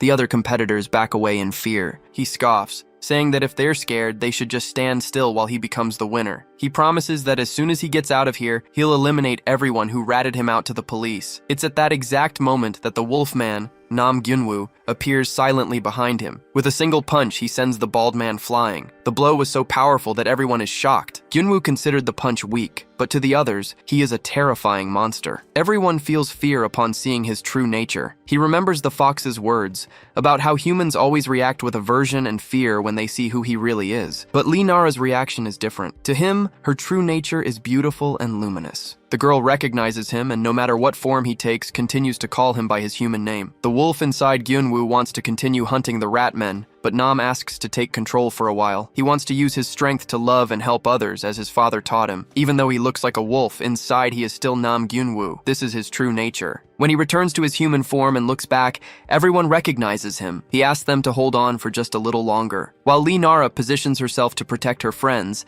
Nam Gyunwoo advances to destroy the Rat King, the Game Master. The Game Master Gaem congratulates Gyunwoo for being number 1, but reminds him that a game is just a game and that he should just take the throne and escape. Gyunwoo doesn't care about the rules. He states that the real target is the king for imprisoning and eliminating innocent people, forcing them to fight each other. He declares that Gaem's sick pastime will end today. Gaem replies that this place is just a reflection of the human world, a world of hatred where one must eliminate or be eliminated. He explains that he was born during the Korean War, growing by feeding on the hatred of the dying, and that he now devours the souls of the challenge's losers, claiming there is nothing sweeter than a soul drenched in malice. Enraged, Gyunwoo calls him a demon and demands he come down to fight. The Rat King laughs, saying the true demons are the humans, who never stop fighting and hating. Then he unleashes a massive wave of rats upon Gyunwoo. However, the student says he won't fall for the same trick twice and unleashes an electric punch that blasts all the creatures away. Immediately after, he lands a solid kick to Gaem's face, followed by a powerful thunder strike to his chest. Gyunwoo doesn't stop, delivering a flurry of hateful punches until Gaem's body begins to bubble like sludge. The Rat King flies into a rage, asking if playtime is over as he reveals his true form. He transforms into a gigantic creature made of black sludge with a deformed face. Gaem screams that humans turned him into this with their hypocrisy, pretending to be good while hiding their inner ugliness. As he says this, he attacks with his tentacles, and the first blow lands a direct hit on Gyunwoo. Meanwhile, Nara watches the fight, worried that he's all alone and has taken such a heavy blow. Her attention is diverted when she sees a rat man about to finish off another competitor. Without hesitation, she saves the young man's life by shooting one of her pencil-shaped spectral arrows. The boy thanks her, but Kim Hyuna scolds her, saying this is no time to worry about others, especially competitors who were ahead of them. Nara replies that she just can't stand by and watch someone get eliminated. At that moment, another student saves Kim Hyuna herself from a surprise attack from behind. Nara then tells Hyuna not to get distracted. Honestly, Hyuna never wanted to climb this high. She was terrified, knowing this place was a deeper hell than the rest of the game. Despite her fear, Kim Hyuna's words give Nara the courage to keep fighting by her side. Suddenly, however, a boy appears at the top of the structure, declares himself the first to reach the throne, and proclaims himself the victor. Nara recognizes him instantly. It's the same man she had just saved from the beasts. For a moment, she regrets helping him, thinking she should have pretended not to see him. This feeling of frustration seems to permeate the air, filling the place with dark emotions. The other competitors feel a surge of jealousy and rage at seeing the man win, and some even consider pushing him off the top. And that's exactly what happens when a hooded figure appears and shoves the boy off the throne. Seeing her chance, Kim Hyuna shouts that it's not too late for them to make it to the top. Spurred on by the moment, Nara starts running too, but quickly stops. She wonders why she's running so desperately. Is that hole in the sky really the only way out? And what's on the other side? Who made all these rules? As she ponders this, she glances to the side and sees Nam Gyunwoo in trouble. He's taking a serious beating from the Rat King, a giant creature made of sludge named Gaem. The monster leaps onto him, claiming to be the king of this place, and its stomp deals massive damage to Gyunwoo. Inside him, his inner beast, a wolf, tells him he's going to need help. But Gyunwoo refuses, insisting he can win with his own strength. He focuses spiritual energy into his foot and manages to blast one of the monster's legs apart. However, the creature regenerates instantly and kicks him away again. Gaem explains that he is invincible here, as the place is overflowing with the dark emotions of humans. The inner wolf reprimands him for denying its very existence. It explains that they both exist together, like waves in the same sea, and that within them lies a sacred relic, the Thunder Wolf. The beast says he must wield the power of malevolent spirits, just as an ancient hero named Pong Bayek once did. Gyunwoo finally understands. He admits he was hiding his own darkness, afraid of being consumed by it. But now he accepts that it, too, is a part of him. Following the wolf's advice, he unleashes the relic's power with a brutal punch. The attack completely obliterates Gaiam's monstrous form. All the other competitors stop in their tracks to watch as the Rat King begins to disintegrate within his own domain. Nam Gyunwoo declares that the monster's game is over. Gaiam screams that he will regenerate, but as he tries to flee, a large fissure appears in the space around them. Nara realizes the darkness around the fissure is identical to what she saw when she was trapped inside the fox. In that moment, a suspicion dawns on her. They are trapped inside the Rat King's soul. Nara's theory is confirmed when they see the monster's real body on the floor, sick and spitting up fluids, lying within a ritual circle. She then grabs a pencil and a rubber band, using her thumb ring to create a makeshift bow, the same technique she used to escape the fox. If her guess is right, the hole in the sky isn't the only way out. They just need to find another one, just like Gyunwoo did when he defeated the monster. While he rummages through the fallen monster's slime, searching for something, Nara shoots the pencil directly at the crack. The pencil hits its target and begins to glow. In the real world, the Rat King's body also glows, and he screams in pain. The entire space begins to collapse. Furious that his realm is being destroyed, Gaiam charges at Nara, but Nam Gyunwoo seizes the chance and lands a powerful knee strike on the monster, who is now much weaker and falls to the ground, powerless. Gyunwoo says their game is about to begin, and the two head into the final confrontation. Meanwhile, the students try to survive amidst the chaos. The tower is collapsing, and all the survivors are struggling to stay on their feet. However, Nara notices something incredible. The structure isn't just collapsing, it's transforming into a path. She says that everyone can get out alive if they follow it. Kim Huna hesitates, wondering if it's safe, but Lee Nara takes her hand and says they'll escape together. Hearing those words sends Hyuna into shock, transporting her to a memory from her past. She remembers how lonely she was at school until a girl named A reached out to her. AA was everything Huna wasn't: beautiful, smart, and popular. They had similar tastes and soon became very close. Thanks to A's personality, they formed a group of friends, with A always at the center of attention. Hyuna felt a mix of admiration and envy. She wanted to be like A, to beat her at something, just once. That day came when the teacher handed out the results of a test. Kim Huna scored a 99, becoming first in the class. A's grade, on the other hand, had dropped. Apparently, A got angry, and from that moment on, the other girls in the group started to exclude Huna. Kim Huna's exclusion only worsened with each passing day. When she tried to bring up a boy in conversation, her friends would simply ignore her, making it clear she was no longer part of the group. The conversations she was left out of only increased, and Hyuna had no one to talk to about the bullying she was enduring. She started to overthink, wondering what she had done wrong for her friends to treat her that way, and her anxiety skyrocketed. The turning point happened in the school bathroom. Hiding, she overheard her former friends saying she copied everything girl A did, from her clothes to the way she acted. They even spread a rumor that Huna was only popular because A hung out with her. Hearing that was devastating, and Huna started scratching herself out of nervousness. The truth was, her mother had bought the outfit by coincidence. She never meant to copy anyone. When she got home, she tore up the jacket that looked like A's and asked her mother to throw it away. Her mother, worried, asked if someone was bullying her, but Huna lashed out in stress. Her mother found her attitude strange and asked if she was studying, which led Huna to explode, questioning if grades were more important than her feelings. It was then that she confessed she had no friends anymore and, in the middle of a breakdown, slammed her head hard against the wall. Her mother hugged her, saying she would make good friends in college, but the damage was already done. The next day, A asked what had happened to her face. Desperate, Huna humbled herself, asking what she had done wrong and apologizing for hurting her former friend's pride. A then suggested they clear things up in a group chat, but it was a trap. As soon as she joined the group, the other classmates called her clueless and said it was annoying to hang out with her. Even a day at karaoke, which Huna thought had been fun,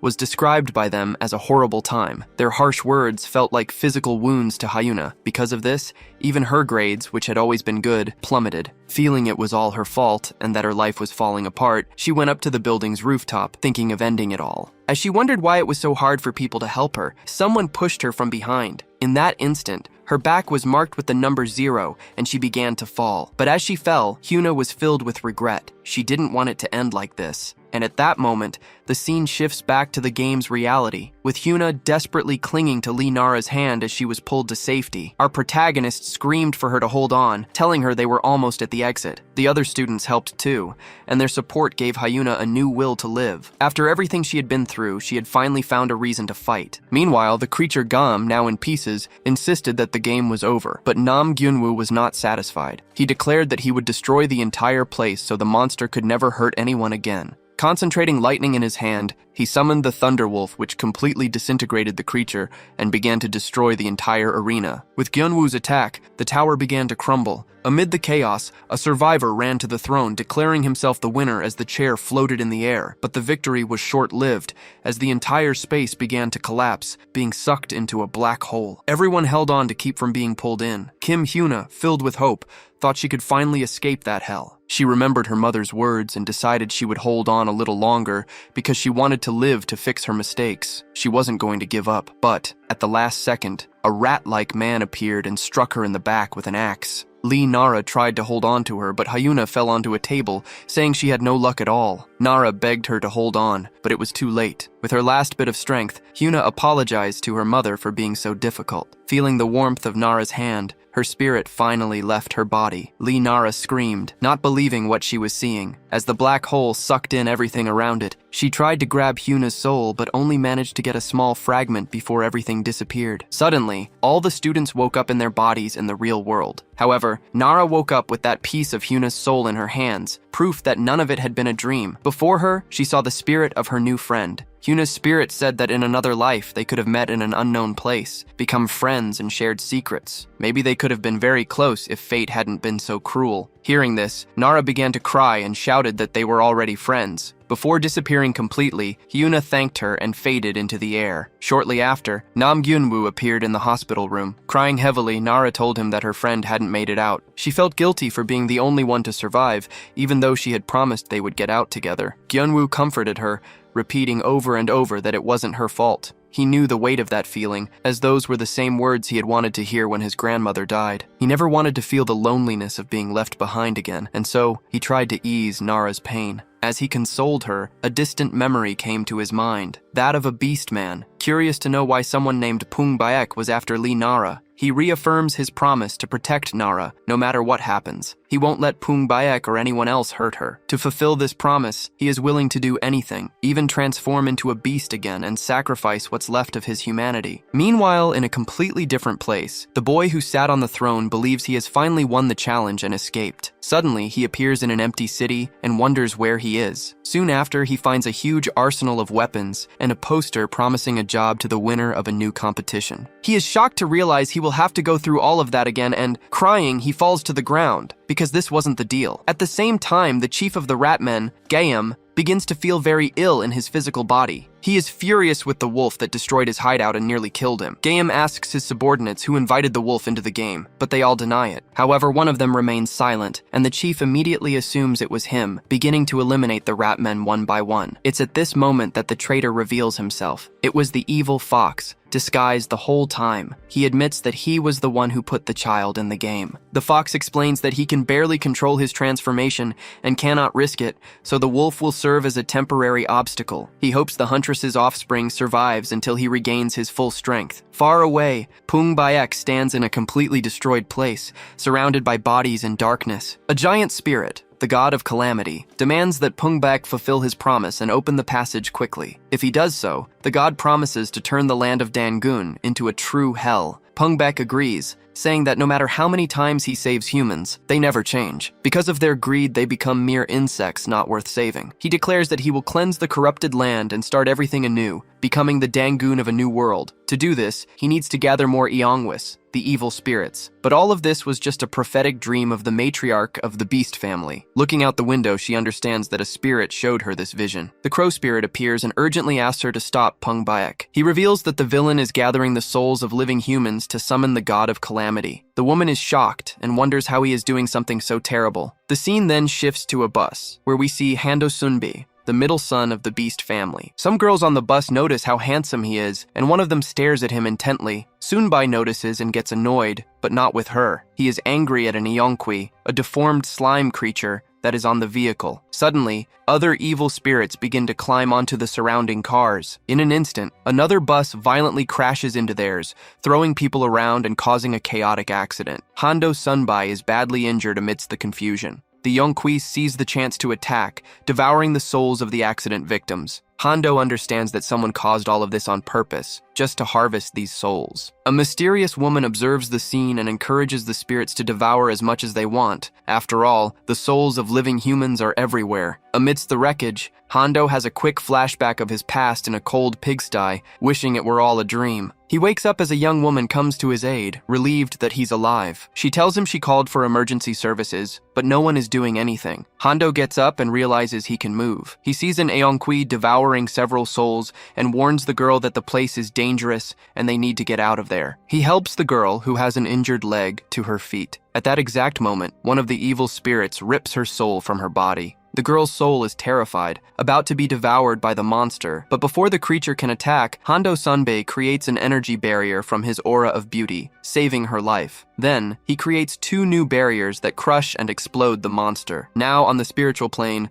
the girl realizes there are many other monsters around. A huge slime creature charges at them, but Hondo slices it in half with another barrier. He saves the girl once more from another attack, annoyed that such ugly beings dare to cause trouble in his presence. In a panic, the girl asks if she's dead, or if this is all a dream. Hondo places a hand on her head and calms her, saying it's just a dream, and then pushes her soul back into her body. He tells her to think of it all as a nightmare that will soon pass. This phrase awakens a memory in the girl. Her brother had said the same thing to her in the past, about a nightmare that would pass, but it was something she could never forget. Hondo then gets off the bus, telling her to wait inside, as the streets are full of monsters. Outside, he encounters something even more terrifying, the woman who summoned the Eonquis. She notices he is special for having survived the accident. She taunts him, saying he'll find out her motives before he dies, as she takes great pleasure in devouring her prey. Hondo feels the woman's immense power and realizes he has no chance of defeating her, starting to think of a way to escape. The woman, however, says she hates losing her prey and tells Hondo not to run. She warns him that if she gets angry, all the humans around will be killed. At that moment, several black claws emerge from her back, revealing her true nature. Hondo is surprised by her audacity to show herself in broad daylight and threatens her, saying that the hunters will come after her. But the woman just smiles, saying she would be happy if they came, as it would save her the trouble of hunting them down. It is then that she reveals the trap. They are all already caught in her giant spider web. Immediately after, a large hole appears in the ground,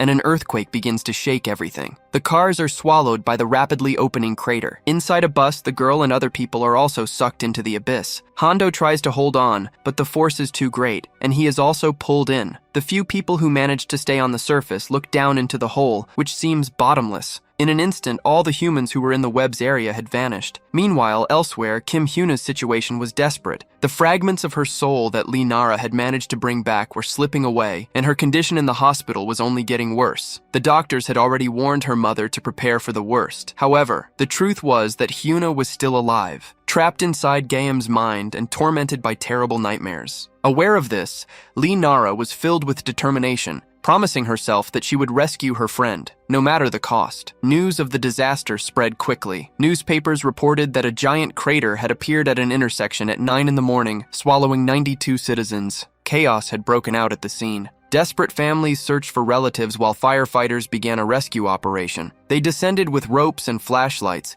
but the depth of the hole already suggested the worst. Upon reaching the bottom, 102 meters deep, the rescue team found something even stranger. The place was completely empty. There were no bodies, no cars, nothing. The only things they found were spiderwebs and a structure that looked like an ancient temple. Far away, the protagonist's family of hunters was discussing the situation. The matriarch, the group's leader, believed that the great chaos was finally beginning. When Nam Gyunwoo appeared, she suggested he rest, but he expressed concern about leaving the family alone. The matriarch, with her usual arrogance, assured him that she was the strongest of them all. The protagonist, however, stepped forward and declared that she wanted to go too. Her motivation was clear. She needed to help Kim Huna and didn't want to regret not trying. Seeing her determination, her mother allowed her to go, and Nam Gyunwoo decided to join as well. The matriarch then promised to pay the 2 students well for their work. Back at the crater, the fire department team, still confused about what was happening, was taken by surprise. People began descending, bringing portable toilets with them. From inside one of them, a man in a suit emerged, introducing himself as a member of the National Intelligence Service, Division 4. He ordered the immediate evacuation of the firefighters, claiming a risk of a gas explosion. In reality, they were a special phenomena response team, a secret department that investigates the supernatural. The leader, Gong Chai, gave the order, and soon the hunter teams began to emerge from the portable toilets. First, the Dangun team, with our heroes. Then the Jangsan Ghost team and the Exorcism team. The tension between the groups was immediate, especially between the family's matriarch and the leader of the Jangsan, who traded insults as soon as they saw each other. Gong Chai ignored the provocations and got straight to the point. The mission was to capture the spider responsible for the disaster. He revealed that it was also the culprit behind the derailment at Nokguang Station, which had caused 70 casualties. The bounty on the creature's head was 1.2 billion won, and the hunter or team that defeated it would keep all the money. The leader of the Dangun team quickly showed her interest in the reward, much to the disapproval of the exorcists,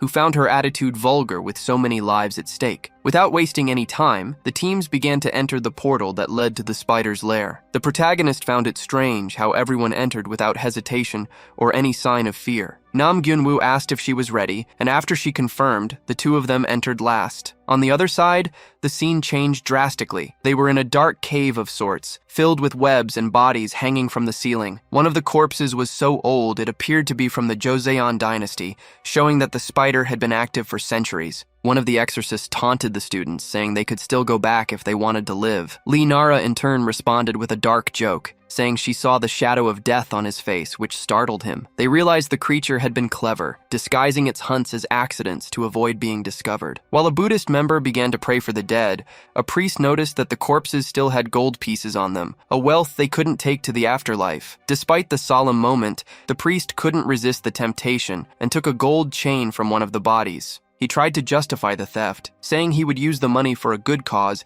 and even quoted a line from Jesus to ease his own conscience. But in that same instant, a giant creature appeared out of nowhere, startling everyone. The monster grabbed Father Choi by the neck and, without hesitation, devoured him in front of the group. Just when everyone thought it was the end for him, something incredible happened. The priest said a prayer from inside the monster and simply exploded the creature from the inside out, emerging completely unharmed. Nara realized he had used a divine power to save himself, and the matriarch was impressed by his faith. The priest revealed that he had been expecting a trap like this. With the threat revealed, the three groups prepared for battle. The leader of the Jangsan, however, saw this as an opportunity to move ahead while the others dealt with the horde of monsters that began to appear. The masked man, meanwhile, warned the students to stay out of the way and pulled out some talismans, which irritated Nam Gyunwoo. The fight truly began as the creatures charged forward. The Buddhist monk acted first, creating a mandala on the ground that generated a magical sphere of protection around them. Meanwhile, Father Choi activated his own power, making 2 red crosses glow on his hands and using his holy fists to punch the monsters. Soon after,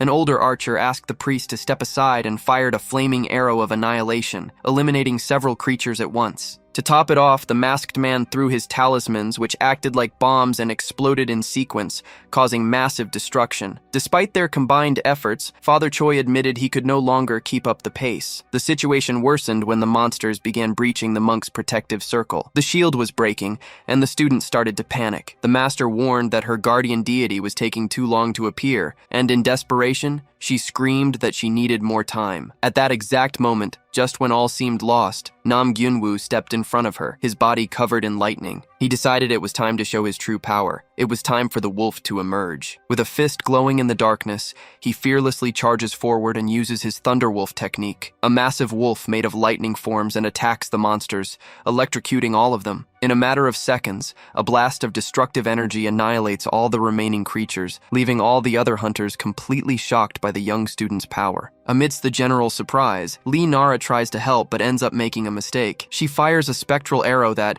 instead of hitting a monster, goes straight for Nam Gyunwoo. He calls her inexperienced, which upsets her. Our hero realizes he stood out too much, exactly what his mother had warned him not to do. She had told him that if the other hunters discovered his true nature, they would be hunted. The saying goes that a hunter's arrow pursues evil energy, and that's why it hit him. Looking at his hand, which was beginning to take on a wolf-like form, he understands what happened. He was already prepared for this possibility, so he endures the pain, hides his hand, and tells everyone he's fine. With the area cleared, the master suggests that the spider hunt become a game to see who can defeat it first. The matriarch worries, saying her son is the weakest one there, but Kim Oram boasts about being much stronger and more famous. The master then declares that they should act separately from that point on. That's when they realize that the Jangsan Ghost team has already gone ahead on their own, probably to take all the treasure for themselves, which infuriates Oram. Meanwhile, the Jangsan Ghost team is already further ahead. Using binoculars, they find what appears to be the spider creature's warehouse. Inside, several people are trapped in cocoons, intoxicated by a venom that keeps them alive in happy dreams. Their target, however, is not the spider, but a specific girl worth 6 billion won, 5 times more than the reward for the creature itself. The leader, Jang Sung-bai, wants to rescue her to deliver her to a mysterious client. As they wonder who would pay so much for a child,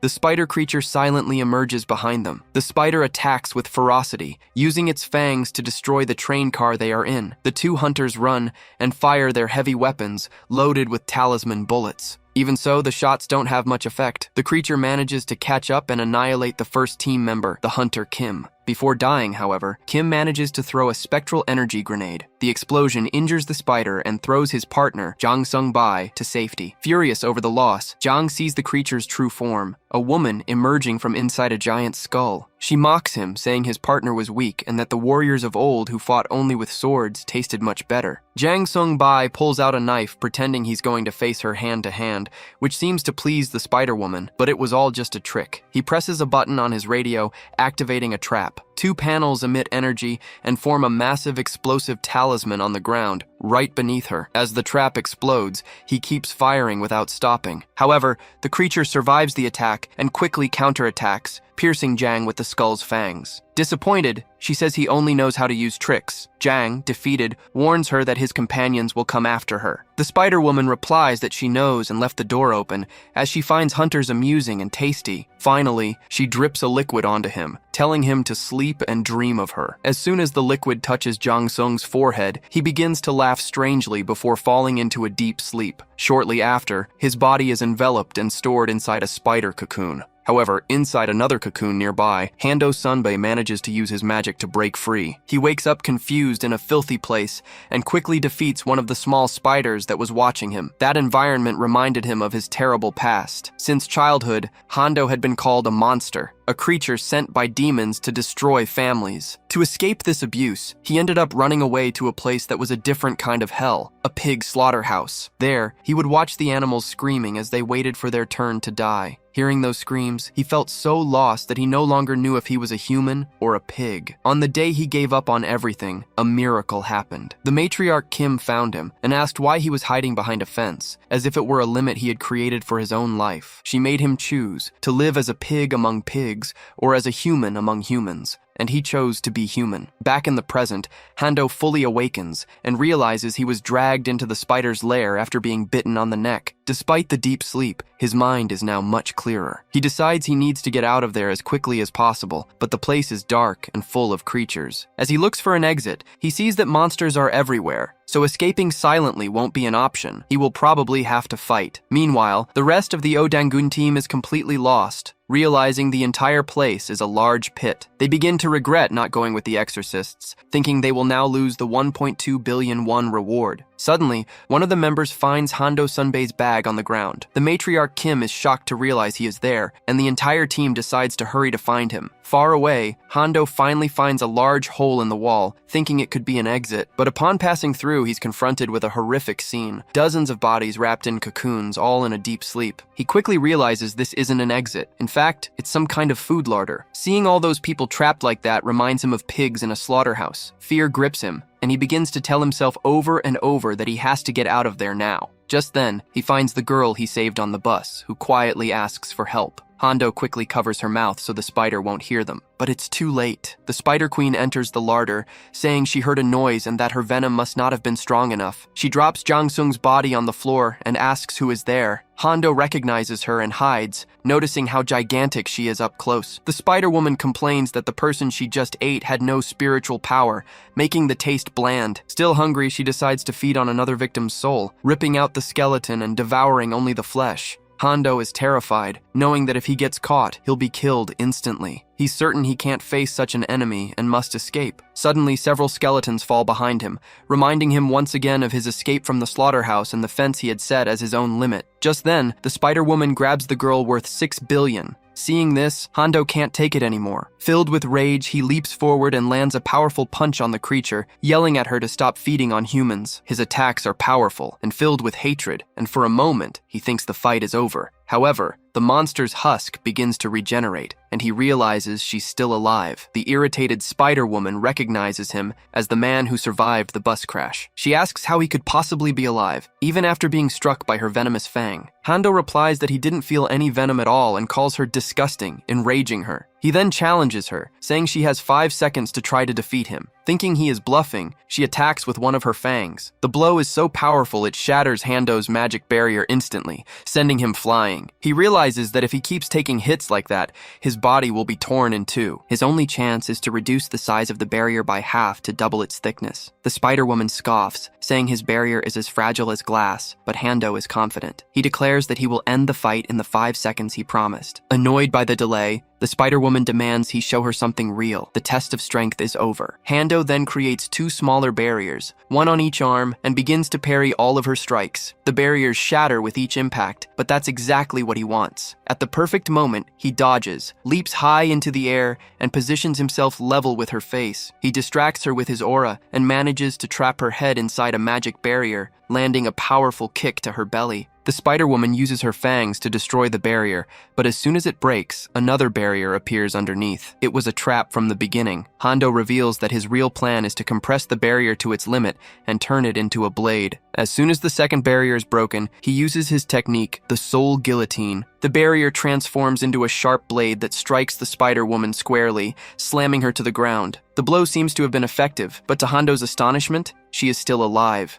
With a smile, she asks if his 5-second hope is already over, revealing that his special attack wasn't enough to cut her. The Spider-Woman continues to mock him, saying that all the hunters who thought themselves special ended up the same way, dead in her graveyard. She promises to hang Hondo's head on her door, but he remains unfazed and calls her an old hag, enraging her further. She goes on the attack with her fangs, and Hondo manages to dodge using his barriers at high speed. However, he can't escape everything. One of the fangs hits his ankle, and soon after, 2 other claws pierce his arm, leaving him trapped. Even cornered, Hondo Senpai doesn't give up. He has one last ace up his sleeve and summons another soul guillotine, but this time in a brilliant move. He creates the sharp barrier right under a 1-ton truck that was nearby. Using the vehicle's weight, the blade descends with full force and severs the Spider-Woman's neck. The impact throws Hondo backward, but his strategy works. The creature is finally defeated. Relieved to have survived, he goes to the woman he had saved on the bus to wake her up. The young woman wakes up confused and even compliments his appearance, but the peace doesn't last long. Suddenly, the Spider-Woman's decapitated head sprouts small claws and starts moving on its own across the floor. The head returns to its original body and reattaches itself as the monster asks if the girl is his girlfriend. She says she doesn't like handsome men, and Hondo replies that he doesn't like girls who use their own heads as accessories either. At that moment, a black sludge of evil spirits envelops her body, sticking the head back in place. The Spider-Woman transforms, becoming even larger and more menacing. She attacks with her new claws, and Hondo creates a barrier to protect himself and the girl. The monster's strength is immense, and its poisoned claws break through the protection and pierce his shoulder. But instead of screaming in pain, Hondo starts to smile. He realizes the poison is throwing him into a dream, a memory from his past. The vision takes him to the house where he was adopted by a wealthy couple after leaving the orphanage. For a while, everything seemed perfect, and he finally had a family that loved him. The situation changed completely when the couple managed to have their own biological daughter. From that moment on, Hondo was completely neglected. He realized he was no longer needed by them. Everything worsened when, one day, his true identity was revealed, frightening his adoptive family. For 4 long and terrible years, the couple treated him inhumanely, imprisoning him in a basement with a chain around his neck. The days were painful. He suffered from hunger and thirst, and to endure the loneliness, he would count the specks of dust in the air. The only person who showed him any kindness was his little sister Somi, who would sometimes bring him food in secret, even if it meant getting scolded by their parents. Until one day, Along with the food, Sami left a key. The boy managed to free himself and fled into the rain, not knowing where to go. He saw a truck full of pigs and thought it would be the perfect hiding place, a place where he could camouflage himself and hide his true nature. Tired of everything, he climbed in among the animals, thinking it might be better to just become a pig. Back in the present, the memory of this trauma fills Hondo with fury. The Spider Woman realizes her poison isn't working as it should, as he doesn't seem to have any happy memories to corrupt. Annoyed, she flings him away with her claws. Hondo feels immense pain, but manages to create a barrier to protect himself. The monster strikes with a heavy blow that shatters the barrier and drives him into the ground. He takes a series of blows from the creature's 8 legs, but refuses to pass out. The Spider Woman asks if he has finally understood his place,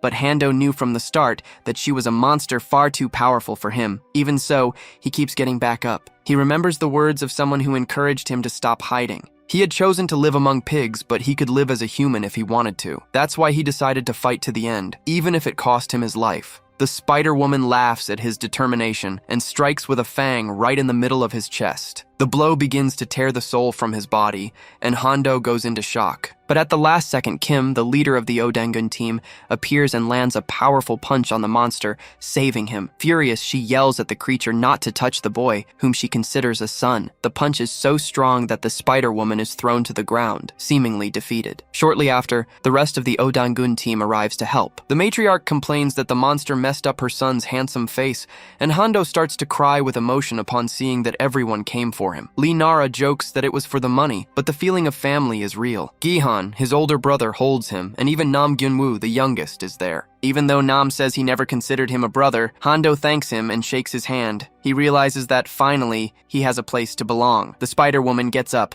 impressed. She says she has never seen a hunter with such strong spiritual power. The Matriarch Kim thinks the compliment is for her, but the monster points to the girl behind her, Nara. The creature claims that in 800 years, it has never seen such great energy and that she must taste delicious, revealing its intention to devour her whole. Faced with the Spider Woman's threat, Nam Gyunwoo steps forward and declares that won't happen, promising to crush her with his own hands. The Spider Queen then summons one of her servants, a skeleton knight mounted on another spider. She explains that this is her 9th husband, who betrayed her in the past. With a gesture, she envelops him in dark energy, turning him into a loyal servant and ordering him and the other skeletons to capture Nara. The skeleton knight charges forward, and Nam Gyunwoo attacks it with an electric punch. However, the blow isn't strong enough, and the skeleton counters with a powerful sword strike. Matriarch Kim defends against the attack and shouts for Nam to go straight for the Spider Queen. Meanwhile, Nara is being protected by Hondo Sunbai inside a shield. She starts using her pencils to attack the monsters outside, and Sunbai encourages her, assuring her the shield won't break and asking her to trust him. Seeing this scene from a distance, Nam Gyunwoo completely misinterprets it and becomes filled with jealousy. Angrily, he starts punching the spider's minions, yelling at Hondo Sunbai not to take advantage of the situation. Unleashing his fury, he eliminates dozens of creatures with his electric fists and shouts for Nara not to trust Sunbai, but to trust him instead. Enraged, Nam Gyunwoo challenges the Spider Queen to face him directly. She attacks with her enormous claw, but he counters with an electric punch so powerful that her hand goes limp, and he slams it into the ground. The Queen, however, warns him not to think he's won just by breaking one of her arms. Suddenly, her other arms pierce through Gyunwoo's body, catching him by surprise and wounding him gravely. Seeing this, his family is horrified, but instead of screaming in pain, he begins to smile, and a dark voice echoes, saying that one day he would need the wolf's presence, for the two are one and the same. Before everyone's eyes, Nam Gyunwoo completely transforms into the Black Wolf. The Spider Queen mocks him, but the wolf simply smashes her face into the ground with a single arm. The impact is so absurd that Hondo Sunbai warns Nara not to get any closer, as he is far too dangerous. His family tries to shout for him to return to his human form, but he doesn't listen. The Queen, irritated, snaps her fingers and traps him in a web cocoon,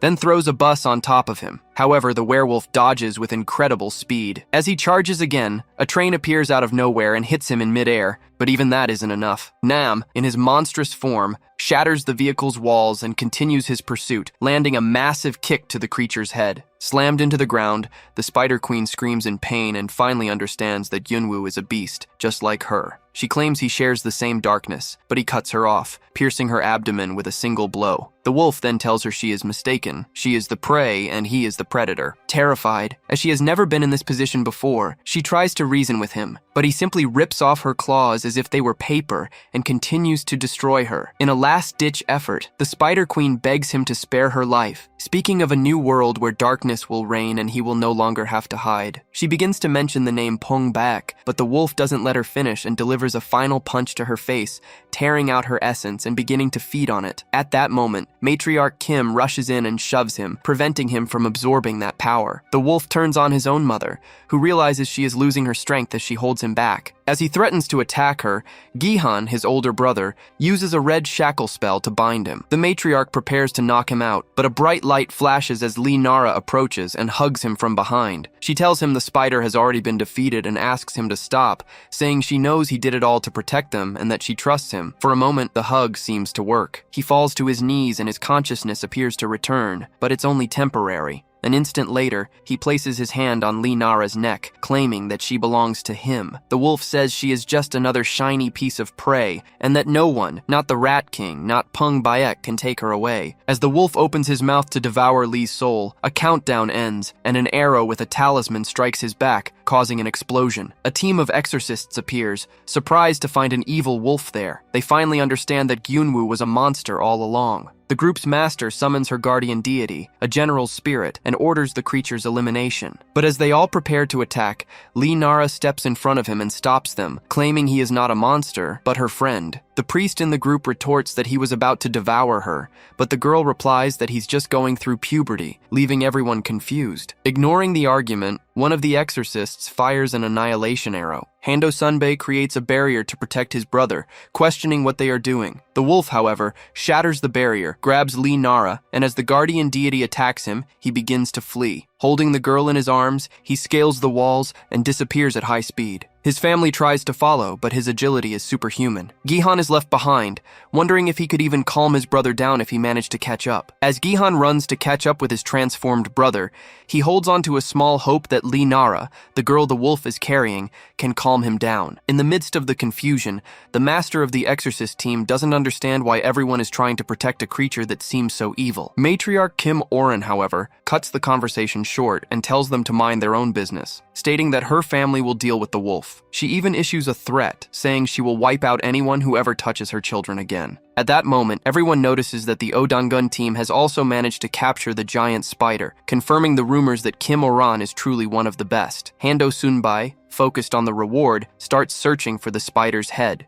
which is worth the prize money. Kim Oren also grows desperate, thinking about the 1.2 billion she could lose. To everyone's surprise, the spider's severed head sprouts small legs and tries to escape, proving to be much more resilient than they had imagined. When someone calls it a cockroach, the head charges forward furiously, but it's finished off for good by Jang-sun, who uses a knife. The matriarch becomes furious, accusing the ghost Jang-sun of trying to steal her prize. However, he explains that he only wanted to avenge his partner and had no intention of being unethical. To prove it, he gives up the reward and hands the head over to Kim Oran. The truth is, Jang-sun has a much bigger target in mind, the 6 billion for capturing Lee Sumi, the daughter of the QJ conglomerate. He wouldn't risk that fortune for a mere 1.2 billion. With the spider mission over, Jang-sun begins to rescue the injured. Hondo Sunbae sees him carrying Lee Sumi, the girl worth a fortune. The exorcist master and Kim Oran are surprised, thinking he has become a good person, helping others without expecting anything in return. Inspired, the leader of the Dangun family decides to help rescue the survivors as well, and the exorcist master realizes she isn't just motivated by money. Together, the teams start freeing all the people trapped in web cocoons, and the leader of the special division is shocked to see a crowd emerging from the portable toilets, confirming that he had gathered the strongest teams in the country. Meanwhile, far from all the commotion, the wolf finally gets to be alone with Nara inside a subway car. She, showing no fear, asks if he is going to devour her. The wolf replies that he can't let anyone else do that to her, but if it comes to that, he will do it himself. Unexpectedly, Nara hugs him and says his fur is fluffy. Surprised, he asks if she isn't afraid, but the girl states that she trusts Nam Gyunwoo, his human form. Trying to scare her, the wolf grabs her by the shoulders and says that he is different from the boy she knows. Nara jokes, asking if this isn't the part where he's supposed to turn back into a human, like in fairy tales. The wolf replies that in fairy tales, this is the moment the girl gets devoured. Unfazed, she pulls out a ruler imbued with spiritual energy and shoves it into his chest, telling the wolf to disappear and for her friend Nam Gyunwoo to come back. The energy transfer is so immense that a bright light explodes from inside the subway, forcing a reverse transformation. Gihan sees the light from a distance and thinks he's too late. He bursts into the car expecting the worst, only to find his brother, already in his human form, resting peacefully in Nara's lap. Back on the surface, the situation is already under control. Thanks to the Spider-Woman's venom, most of the witnesses have lost their memories of the incident, which made containment efforts easier. Kim Oren is congratulated for her efficiency. The experts explain that the creature was an exotic species from Mongolia, likely brought over during an ancient invasion to weaken the local gods and the spirit of the people. Finally, the Dangun team receives their 1.2 billion reward. Kim Oran immediately starts dreaming of buying luxury clothes, paying the rent, and maybe even an apartment, saying goodbye to poverty. However, Gong Che shows up with bad news. It's time to settle the damages. He deducts 300 million for the destruction of a factory, another 400 million for the damage to the subway, and 200 million more for the usage fee of special items. In the end, out of the 1.2 billion, only 300 million remains. Outraged, she accuses him of being a thief. Far from the financial chaos, Lee Sumi is informed that her father, the chairman, is waiting for her. The girl is surprised, as she thought he didn't even know she had run away from home. Hondo Sunbi approaches and asks why she ran away, and why he tried so hard to protect her. He says it's not the first time they've met and asks her to go home soon, as her family is worried. As he says goodbye, Lee Sumi finally recognizes him. He was the brother she lived with, trapped with the pigs. She feels sad about the wounds his adoptive parents caused him, but happy to see him well. Now that they are no longer family, she thinks that maybe she can love him in a different way. Lee Sumi's words send Hondo Sunbae plunging into his own painful memories of that time, a deep pit from which he feels he cannot escape. However, he remembers the day he met Kim Oren. She found him right after he escaped and asked if he had anywhere to go. With no family or destination, he didn't know how to answer. It was then that the Matriarch asked if he would like her to become his mother. This is the bright memory that gives him the strength to climb out of the darkness, for he chooses the memories he will carry with him. As he reflects on this, Kim Oren herself appears, excited, saying that it's all over and they can finally go home. Hearing that he has a place to return to, Hondo feels good. The Matriarch hugs him and promises they'll have dinner as soon as they get there. For the first time, he feels immensely happy to have a real family. The final scene takes us back to the chairman, who is notified of his daughter's arrival. Looking terrible, Lee Sumi finally enters the room to meet her father. Lee Sumi finally arrives home, but the atmosphere is extremely tense. Despite surviving a car accident and falling into a sinkhole without a single scratch, she tells her father that he shouldn't care about any of it. In response, the chairman delivers a hard slap to his own daughter's face, furious that she ran away and dishonored the family name. Sumi confronts him, saying he has changed and is acting very strangely, especially with her mother having been hospitalized for 3 years for no apparent reason. She accuses him of not visiting his wife and not even caring about his own daughter, asking if he even knows her birthday was the day before. His reaction is even more violent. He slaps Sumi again, and just as he is about to strike her with a club, a man in a suit stops him. This man is Pong Bayek, who intervenes by saying that Miss Sumi has already gotten the message. He advises the girl to behave, as her father is destined to do great things for the country, and she must not embarrass him. The chairman then reveals it was thanks to a certain Mr. Kim that they found her, and orders her to thank him. However, Sumi knows in her heart that it was because of Pong Bayek that her life fell apart. Meanwhile, elsewhere, Nam Gyunwoo is taking care of Nara. He applies medicine to the claw marks he left on her neck, feeling terrible about what he did. He explains that his inner wolf was out of control, but his human side offers a sincere apology. Nara forgives him, saying the wolf was to blame, not him. But Gyunwoo insists the wolf is also part of who he is, and promises he won't transform like that again. Suddenly, the bandage on her neck falls off, and as he puts it back on more firmly, the mood between them shifts completely. Nara notices how handsome he is and her heart races. He also notices her beauty, and the two slowly lean in closer. Just as a kiss is about to happen, the doorknob turns. It is Nara's mother, asking why the lights are off in the room. Panicked, Gyunwoo hides under the covers. Nara lies to her mother, saying she was already going to sleep and that the male voice she heard was from a YouTube video. The mother, however, remains suspicious. She comments that her daughter has been acting strangely and that the room, which used to be a mess, is now always clean. With a knowing look, she suggests that Nara has found a boyfriend. While her daughter denies it, Gyunwoo, still hiding, begins to breathe near her navel, tickling her. Nara writhes to keep from laughing, but ends up accidentally kneeling him in the chin, making a loud thud. The mother asks what that sound was,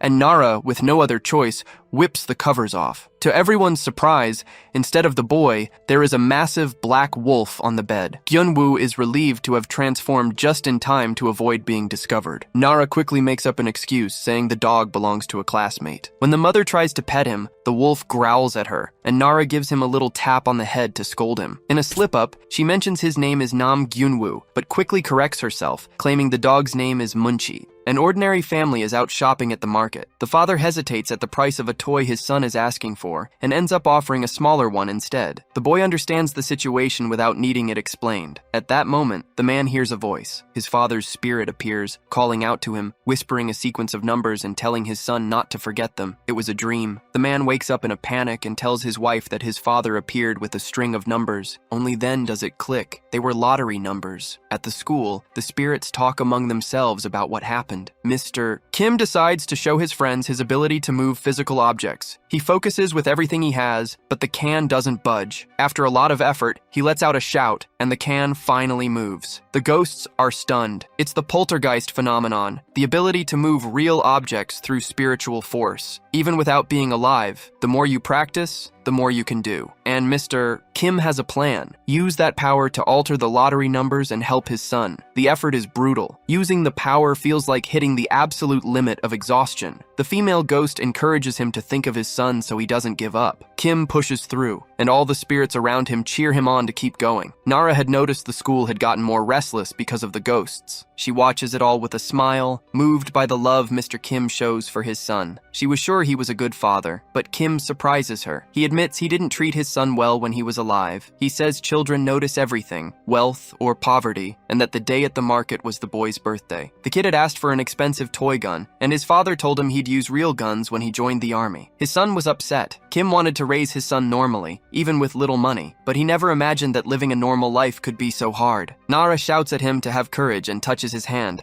transferring spiritual energy. Kim lights up, grows, looks like he could move a mountain. The wolf watches and recognizes what Nara did. She shared her own energy. The live broadcast of the lottery draw begins. Kim thanks Nara and passes through the walls to get close to the machine. As the drum spins, he reaches his hand in to alter the result. This time, he's going to do something for his son. But a giant ghost in samurai armor appears out of nowhere and pulls Kim away. The warrior spirit demands to know if Kim served in the military for his country. Around them, dozens of military ghosts stand waiting. The general declares that it's time for their descendants to be rewarded. Younger spirits jump into the argument, wanting their own ancestors to help their descendants too. The conversation goes nowhere, and the ghosts come to blows. Kim looks at that chaotic brawl and doesn't back down. He came too far for that. He paid his taxes, he was an honest citizen, and he feels he has just as much right as anyone. He pushes forward toward the machine as the numbers are drawn live. Back home, the wife looks at her husband and says not a single number matched. He sighs, thinking his father is still the same as he was when he was alive. The son remembers his father's big promises, that one day he'd buy him anything he wanted. On rainy days off, when manual laborers got to rest, his father would take the chance to drink alone, face dark and closed off, emptying bottle after bottle. The boy always found that strange. The wife points to the numbers and says her father-in-law was really thinking about her husband. The numbers are his date of birth, month, and year. When the man looks at the last digits, he realizes it's the exact time he was born. An image comes to mind, his father and mother holding a baby in their arms. The wife thinks it's incredible that her father-in-law actually showed up as a ghost to help them. The husband remembers something else, his father buying him a small toy gun when he was a child. Back then, the boy was thrilled and told his father he was the best in the world. Now, as an adult, he cries. He just asks that Mr. Kim show up in his dreams more often. That would already be enough to ease the longing. Meanwhile, Kim's spirit was getting beaten up by the other ghosts. The lunchbox ghost told him to eat more and train harder. When they asked why he chose those numbers, Kim kept it simple. It was the day his son was born. Somewhere else, a man deposits $6 billion off the company's books. The one receiving it gets excited and promises to deliver the service, cursing someone at the client's request. All confidential, involving matters between other families. The white-haired man running the meeting could hear muffled sounds coming from inside the room next door. It was a girl's suffering. The ghost Jang-san didn't care. 6 billion was more than enough to change any course. The client is Lee Seung-duk, president and owner of the QJ Group, the second largest company in the country, built by him after he took over. A powerful name, an even bigger fortune, and the top candidate for the next presidential election. The elevator opens onto a dark hallway. Standing in front of Yang-san is the enemy. With no time to react, the man moves forward and puts his hand on the ghost's face,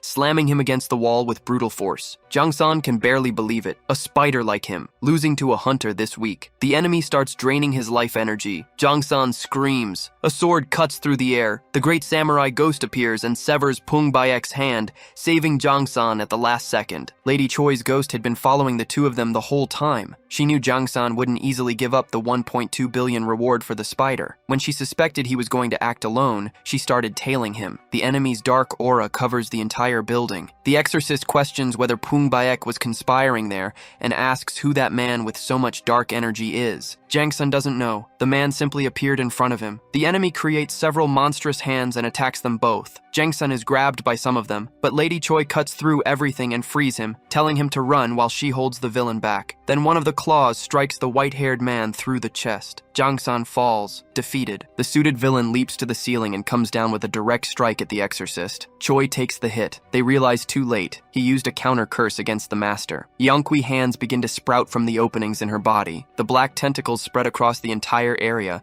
bursting out of the car and destroying everything around them. Pong Bayek leaps onto the vehicle and finds his targets. At the sight of the villain, despair washes over both heroes, and he wastes no time, controlling the ghostly hands to capture them. Everyone is immobilized and starts feeling pain as Bayek prepares to finish them off. That's when the ghost appears. He interrupts the villain by grabbing his neck and hurls his body against the wall with force. The black hands react and attack the ghost, who ends up being knocked down. But Choi still has one card left to play. Catching the enemy off guard, she activates the self-immolation ability, and the ghost's body explodes from the inside out. The spiritual flames spread across the entire area in a devastating explosion. The enemy survives. He reconstructs his own body and swats the hunters aside like flies. When he takes in his surroundings, he notices the heroes manage to escape. All of them except Choi, who sacrificed herself to clear the way for them. Beck decides he will make sure the heroine gets a proper funeral. A man watches a woman running down the street. To himself, he calls himself a god. He has already taken 9 lives, and each victim begged as if in prayer. And that was exactly what turned him into a deity, what turned him into a killing addict. When he moved in on his 10th victim, something went wrong. A car hit him head-on before he could act. At school, an irritated teacher wakes up the student Seokwu in the middle of class. Seokwu tells the teacher to mind his own business and just teach without bothering him, also asking the classmate beside him to only wake him when it's over. He thinks he's untouchable for not backing down in front of the teacher. He looks around, students and teachers unsettled by his attitude, and feels like no one can stop him. He's a predator in the jungle that is school, until someone bumps into his shoulder. The person is Nam Gyunwoo. The contact makes Seokwu furious, ready to fight, but Nam doesn't recognize him, has absolutely no idea who the guy in front of him is. The bully can't believe it. He thinks the boy is mocking him, and tells him to follow along so he can learn once and for all who he's dealing with. But at that moment, Seokwu stops breathing. In Nam's place, he sees a fierce wolf. The fear takes over completely when Gyunwoo calmly tells him to let go of his collar. The students notice the tension and crowd around excitedly, already recording everything. Seokwu knows he'll be humiliated if he backs down now, and goes in with a punch. Nam dodges on instinct and strikes back, knocking the bully out in a single move. He almost went too far. He was that angry. When Lee Nara shows up, Nam lies without blinking. He says he wasn't fighting, that Seokwu simply passed out from exhaustion on the floor. The teacher's ghost appears in front of the two of them. There's an Anqui in the school, and he urgently needs their help. Around them, the students worry about the fallen bully, who shows no signs of being okay. Seokwu wakes up at a strange, abandoned bus stop. A child is crouched in front of him, writing a sequence of numbers in the dirt. He asks where they are, but gets no answer. The child tells him to be quiet and wait. The bus will come. Annoyed by the kid's rudeness, Seokwu threatens to hit him. But the moment he touches the boy, the number 9 appears written in the dirt, and he freezes in shock. Back at the school, the teacher's ghost shows what he found. A number 10 formed by negative energy, marked somewhere on the school grounds. Nam had never seen an Anqui leave a mark like that. This was no ordinary spirit. In the spirit world, the child asks Seokwu if he has ever killed anyone. He doesn't answer, confused, and the boy reveals his true, monstrous form. The spirit had already possessed the bully's body. Seokwu wakes up at the school with thoughts that aren't his own, memories of murders, the cold detachment of someone who has killed before. The Anqui, now with a physical body, realizes it can touch things and starts looking for its next victim. The spirit reveals that Seokwu already carried the desire to kill. That made the possession easier, and it states, satisfied, that the next victims will be even easier. Walking through the hallways, it sizes up the students around it. Who will be the prey? In math class, Seokwu surprises everyone by answering an equation without hesitation. Nobody expected that from him. But it makes sense. The spirit inhabiting him is an experienced killer from Seoul, smart enough to evade the police for years. It finds cigarettes in the boy's pocket and crushes them. Bad for your health and worse. They leave DNA at the crime scene. Throws them away without a second thought. It starts exercising too, pushing the heavy body to move. The soccer teammates get excited, seeing the bully looking sharp. Meanwhile, Nam and Nara go to Hondo to talk about the problem. He receives the news with obvious irritation. He already knows they're going to ask for help catching the Anqui. He heard the virgin ghost ask for protection against the spirit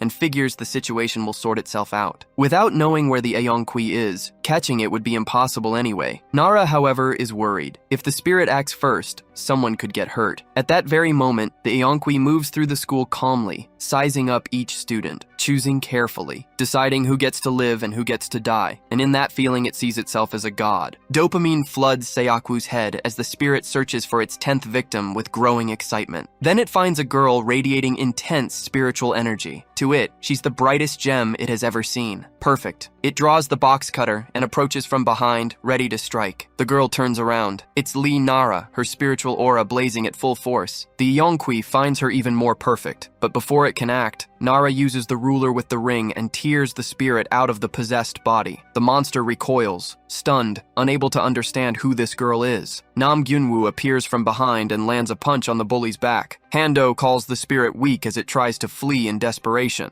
It can't wrap its head around how people like this exist in an ordinary school. Nam doesn't let it escape. He moves in with the electrifying punch and lands it clean. For the first time, the Anqui understands what it feels like to be hunted. The trio then realizes the spirit was actually small and weak. Even so, it threatens to eliminate all three of them. Nara responds with a slap and crushes it like an insect. The Anqui dissolves. The body belonged to Kim Seokwu, and now it's free. The boy's soul ends up back at the bus stop. A bus full of spirits pulls up in front of him. Seokwu hesitates, then decides to get on, but the school ghosts stop him. He's still alive. He can't board. Seokwu backs away in fear at the sight of the spirits around him. He falls to the ground. The teacher's ghost watches him and speaks plainly. If he wants to stay alive, he'd better follow them. Terrified, the bully breaks down and swears he's going to turn his life around. He wakes up in a hospital bed thinking it was all just a dream. The teachers congratulate him for quitting smoking and praise how hard he's been studying, and Seokwu doesn't know what to do with any of that. The confusion only gets worse when the soccer team invites him to play with them. He always liked being feared, liked watching people step out of his way when he showed up, but being looked at like this, it's not as bad as he thought. Nara put herself on the line as bait, but she saved the school and saved Seokwu. Lee trusted Gyunwoo, believed he would be there to protect her. Nam hears that and doesn't know where to look. The next scene is Pocheon Tunnel number 3, a construction site for a suburban tunnel in Gyeonggi-do. The name going around is Bayek, or rather Kim Yong-tak, a pseudonym. Nobody knows who he really is, but they say he has the absolute trust of President Lee Seung-daeok. The sinkhole accident and the derailment at Nakwang Station both have his fingerprints on them. The political situation is a mess. Lee Seung-daeok's rival is Park Gwang, the head of a major conglomerate and a presidential candidate. The two are locked in a fierce competition, and ever since the incidents, Park's approval ratings have been tanking. There are suspicions that Lee is behind everything, that the spider caused the derailment and the sinkhole collapse to benefit him. No solid proof, but the suspicions are there, and the path to the presidency is opening up more and more for Lee. Finding out what these people are planning is Division 4's top priority mission. Except the mission gets off to a bad start. A guard at the site, actually a spirit, warns them they can't park there. Before the group can react, the claw of an excavator slams into their car. The machine is also under the control of a malevolent spirit,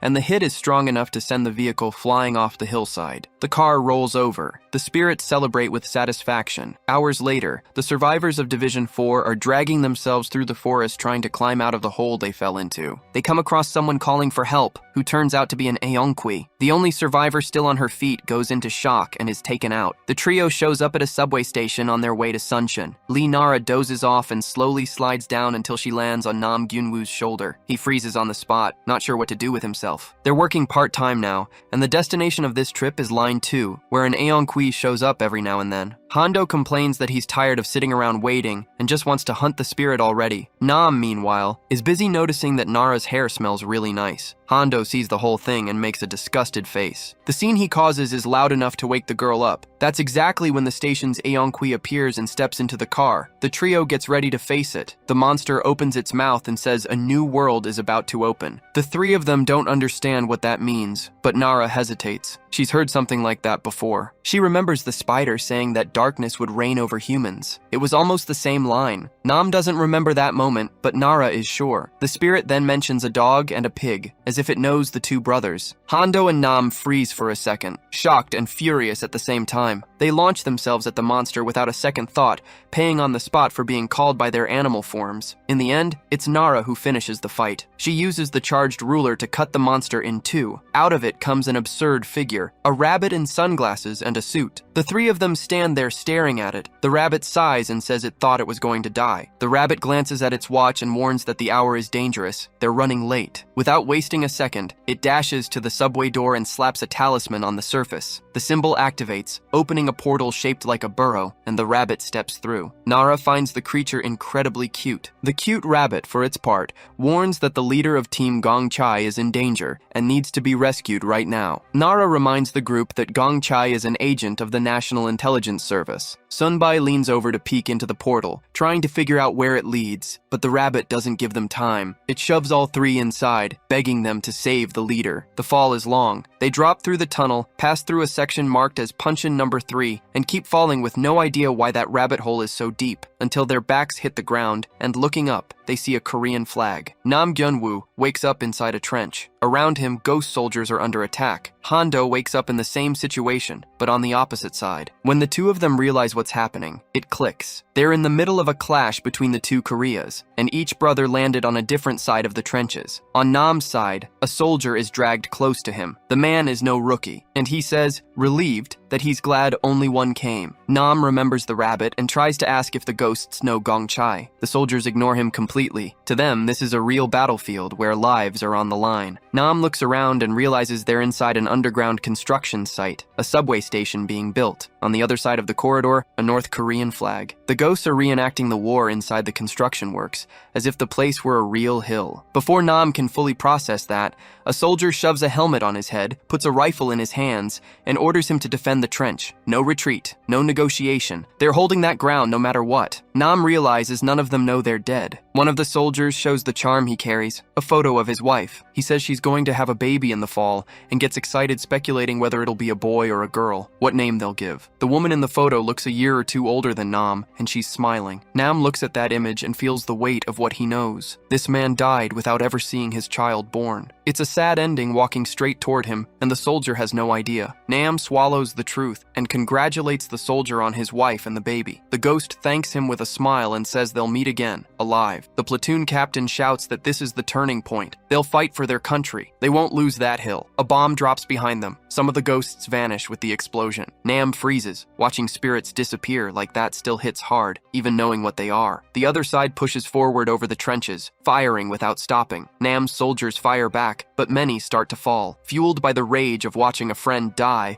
a soldier hurls a grenade to the other side. On the other side, Hondo flinches as the explosion goes off behind him. It feels too real. One of the North Korean soldiers shouts something about American imperialists and gets cut down on the spot. Hondo pulls back, genuinely shaken. The ghosts around him are dying in their own way, and it looks real. A South Korean soldier charges down the corridor and takes down the one who'd been called a communist. Hondo stops in the middle of the chaos and thinks, why are they still fighting? This war ended decades ago. The two brothers find each other in the middle of the construction site. They exchange a look and reach the same conclusion at the same time. The ghosts on both sides are trapped in that moment, not knowing they died, not knowing the war is over. Before they can do anything about it, they realize both platoons have been nearly wiped out. One by one, the spirits begin to dissolve into the air. The soldiers repeat the same line as before about the new recruits. 2 men, a disappointing number. Nam recognizes the soldier in love with the woman, the same one from before. The captain repeats his speech about the lives at stake. Both brothers understand at the same time. This is a cycle. 70 years repeating the same moment over and over. Meanwhile, Nara walks alone through the dark, looking for the 2 of them. The ground is covered in bones, skeletons and soldier armor, arranged around magic circles. Before she can react, the spirit of an evil cat appears from behind and covers her mouth. It holds Nara in place while a soldier passes through the corridor. Evil spirits and soldiers move through the area, mocking the corpses. Nara realizes it. The evil rats are the ones controlling those bodies. The captain of the 4th Division says they're playing war with the spirits of the dead. Nara tells Gongchai that the White Rabbit sent her there. The general replies that the rabbit should have sent Lady Oren, and that irritates Nara. He had barely escaped, hiding in a tunnel to avoid getting trapped in that strange shelter. But Nara says she knows where they are. She remembers the Rat King was born during the Korean War. He grew up feeding on humans consumed by hatred and rage. That's what made him what he is. The place where he was born is the rat hole, and that's exactly where they are. Nara confirms the conclusion out loud. At that moment, the Ghost Kingdom manifests, and its soldiers repeat their objective: destroy the enemy. He was born there, where bombs rained down on mountains and burning fields. 3 years of war where both sides tore each other apart, bodies piled up everywhere. In that place soaked in resentment and unjust deaths, he grew, raised by hatred, fed by rage. Both brothers realize the cycle is starting again and feel the weight of it. The deadly clash between the 2 sides erupts once more, casualties on both sides. Hondo notices they're stuck in a loop where they have to wipe each other out endlessly. The entire tunnel pulses with resentment, a hell beneath the earth. At the top of a pile of skeletons sits the Rat King. The longer time passes, the less those souls can sustain the mission. The king needs a stronger, more concentrated hatred, something with the intensity of war to grow even more powerful. That's why he keeps feeding on those resentful souls trapped in that moment. And he thinks it would be very convenient if a real war broke out in the world. In the den, his rat soldiers proclaim in unison that they want a war. General Gongchai is stunned by the number of souls the monster has gathered. He has been capturing spirits for decades to create something, and inside that mass of souls, Huna is trapped. Gongchai wants to capture the rat now. Meanwhile, both sides continue the old war. The original reason was forgotten long ago. Only the resentment remained, and these souls have been fighting with blind hatred for decades. The brothers find it horrifying. Nam decides to act. He asks his brother to create a barrier separating the 2 sides. Sunbai warns it won't be much, thin as paper. Even so, he creates the divide for a moment, separating the 2 platoons. The ghosts stop, confused. The brothers recognize the parallel. It's the 38th parallel, the agreement both sides now believe has been reached. Gyun tells the soldiers to stop fighting. He explains that they're all dead, that it's the year 2025, and that the war happened over 70 years ago. The ghosts look around, the excavators, the completely different surroundings, and reality starts to sink in. The married soldier breaks down in tears. He died without seeing his son born. Then someone asks the boy who won the war. Both sides stir, each one wanting to hear that theirs did. The tension rises fast. Hondo answers with the truth. The war never ended. There was no winner. His brother adds, it was only a ceasefire. North and South still face each other with weapons that keep getting more powerful. The soldiers go silent. 70 years, and nothing changed. The boy apologizes. The ghosts shake their heads. It's not his fault. The fault was theirs, for starting it all and dragging children onto the battlefield with them. The weight settles over everyone. The soldiers start talking about their hometowns, their mothers. One says his mother cried hard when he was drafted. Others were taken by force with no choice. They want to know how their families are doing. They want to go home. The humans and the ghosts decide to go together. The spirits leave with a joy they hadn't felt in decades, until the excavators are switched on and block the path, separating the 2 groups at once. That's when we see the married soldier's story. The first day he saw her, time stopped. She had her hair braided. She was the younger sister of a friend named Sunok, and the most beautiful woman he had ever seen. He fell for her right then and there, with no chance of fighting it. The world was in chaos with the division of the 2 Koreas, but by her side, life felt bright. She became his wife, and everything made sense. In June of 1950, the war began. The communists pushed towards Seoul, and the capital fell in 3 days. He enlisted to protect his country and the woman who wept as she said goodbye. He promised to come back. 3 years of battle. During the day, gunfire. During the night, hand-to-hand combat in total darkness. Men screaming, knives, no one knowing who was in front of them. Sitting in the trench, he held his breath and prayed no one would come that night, but they always came. In the dark, fear was suffocating. When he felt someone grab his hair, he struck without thinking. Blood splattered across his face. Only afterward did he wonder whether it had been an enemy or an ally. He never found out. When the shots hit his helmet and he went down,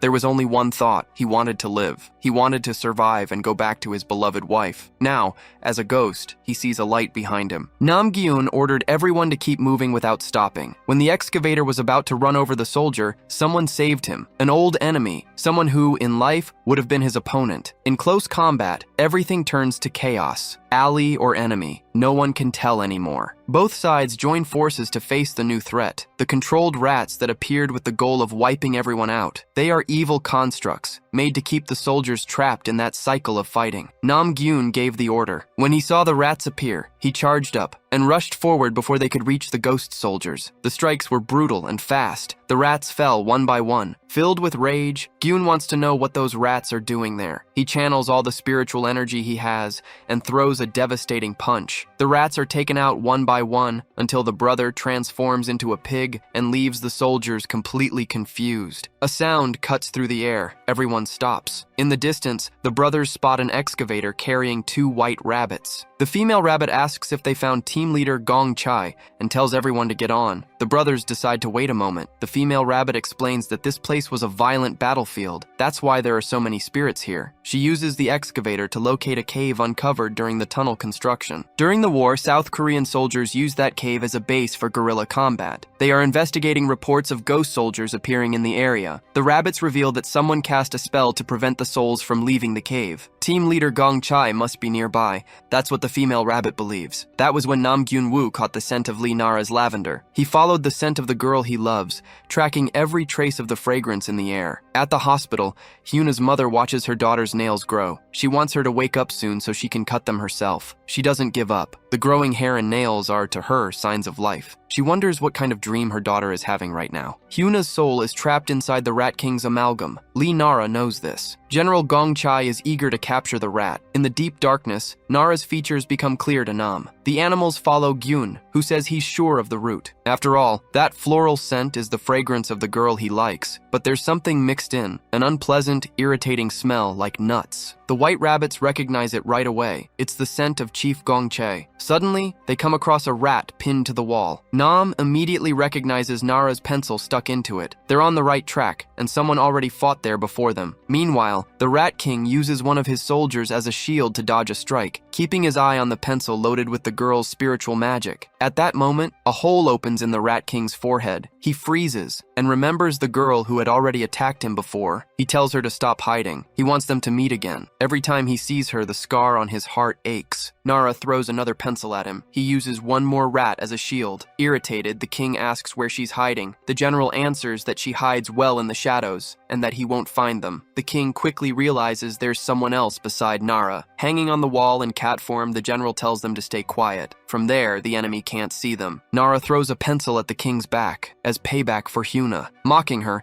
he asks who Huna is and pulls the pencil out of his own body. Twisted, he wonders if she was the girl from the traffic accident. The voices of the spirits begin to speak. They tell of 2 Hunas who left in different ways, until one of them is mentioned. She died because of bullying. The face of Nara's acquaintance appears. Nara is furious when she recognizes her friend. The king, already transformed, tells her to go save her friend and stop hiding. The 2 come out of hiding. Nara's anger is so intense that her aura visibly radiates from her. The general, still in cat form, warns her not to fall for the provocation. Seeing the 2 exposed, the king hurls a stalactite without warning. They fall from high up in the cave. Right after, the king orders his rats to capture the 2 intruders. General Gong Chai is being chased by rats, and clearly doesn't want anyone to know. Nara remarks that no one would believe it anyway. Then she goes after the soldiers, hitting several of them in the forehead with her pencils. They keep coming. Out of patience, the cat announces who he is and charges with his claws, knocking several down at once. But the king's true form leaps at the 2 of them. In response, Nara uses the spirit slingshot and fires a spectral arrow at the enemy. Then she runs onto the cat to get away from the villain. The general warns they need to fall back, they're at a disadvantage. At that moment, the king attacks them again, stomping on the cat. Nara is sent flying from the impact and slams into the cave wall. The force launches her even further, straight towards spikes on the ground. Nam Gyun-woo appears at high speed and catches her in his arms before impact, landing with her on the ground. He says she's overdoing it again since she turned out fine. The Rat King recognizes the wolf immediately. Last time, he came out on the losing end. Nam asks Hondo to look after Nara while he moves in. He calls the king out for a fight until one of them is finished. After all, the rat loves stirring up trouble between wolves. The king accepts eagerly. He loves a good war. Someone asks if the general is all right. Injured, he answers sharply. He nearly got crushed after all. As he tries to recover, he understands why the king was never captured. He feeds on the evil of human souls and has been hiding in the cave all this time. Nara is in Nam's arms. Her heart races. She tells herself it's just the shock, but she knows very well it's not only that. She thinks about everything that happened. People running from the rats, the fights, the chaos. Nam wants to fight until one of them is finished. The king accepts eagerly. He loves a good war. It's practically an addiction. But he warns the wolf not to fool himself. They're not ready for this fight. He charges at Gyun-woo, who blocks the strike with his fist. The king starts going on about human wars, the divisions between north and south, the fights over skin color, over different gods, all their own fault. Nam Gyun-woo doesn't let him finish. He lands a clean punch straight to the monster's jaw,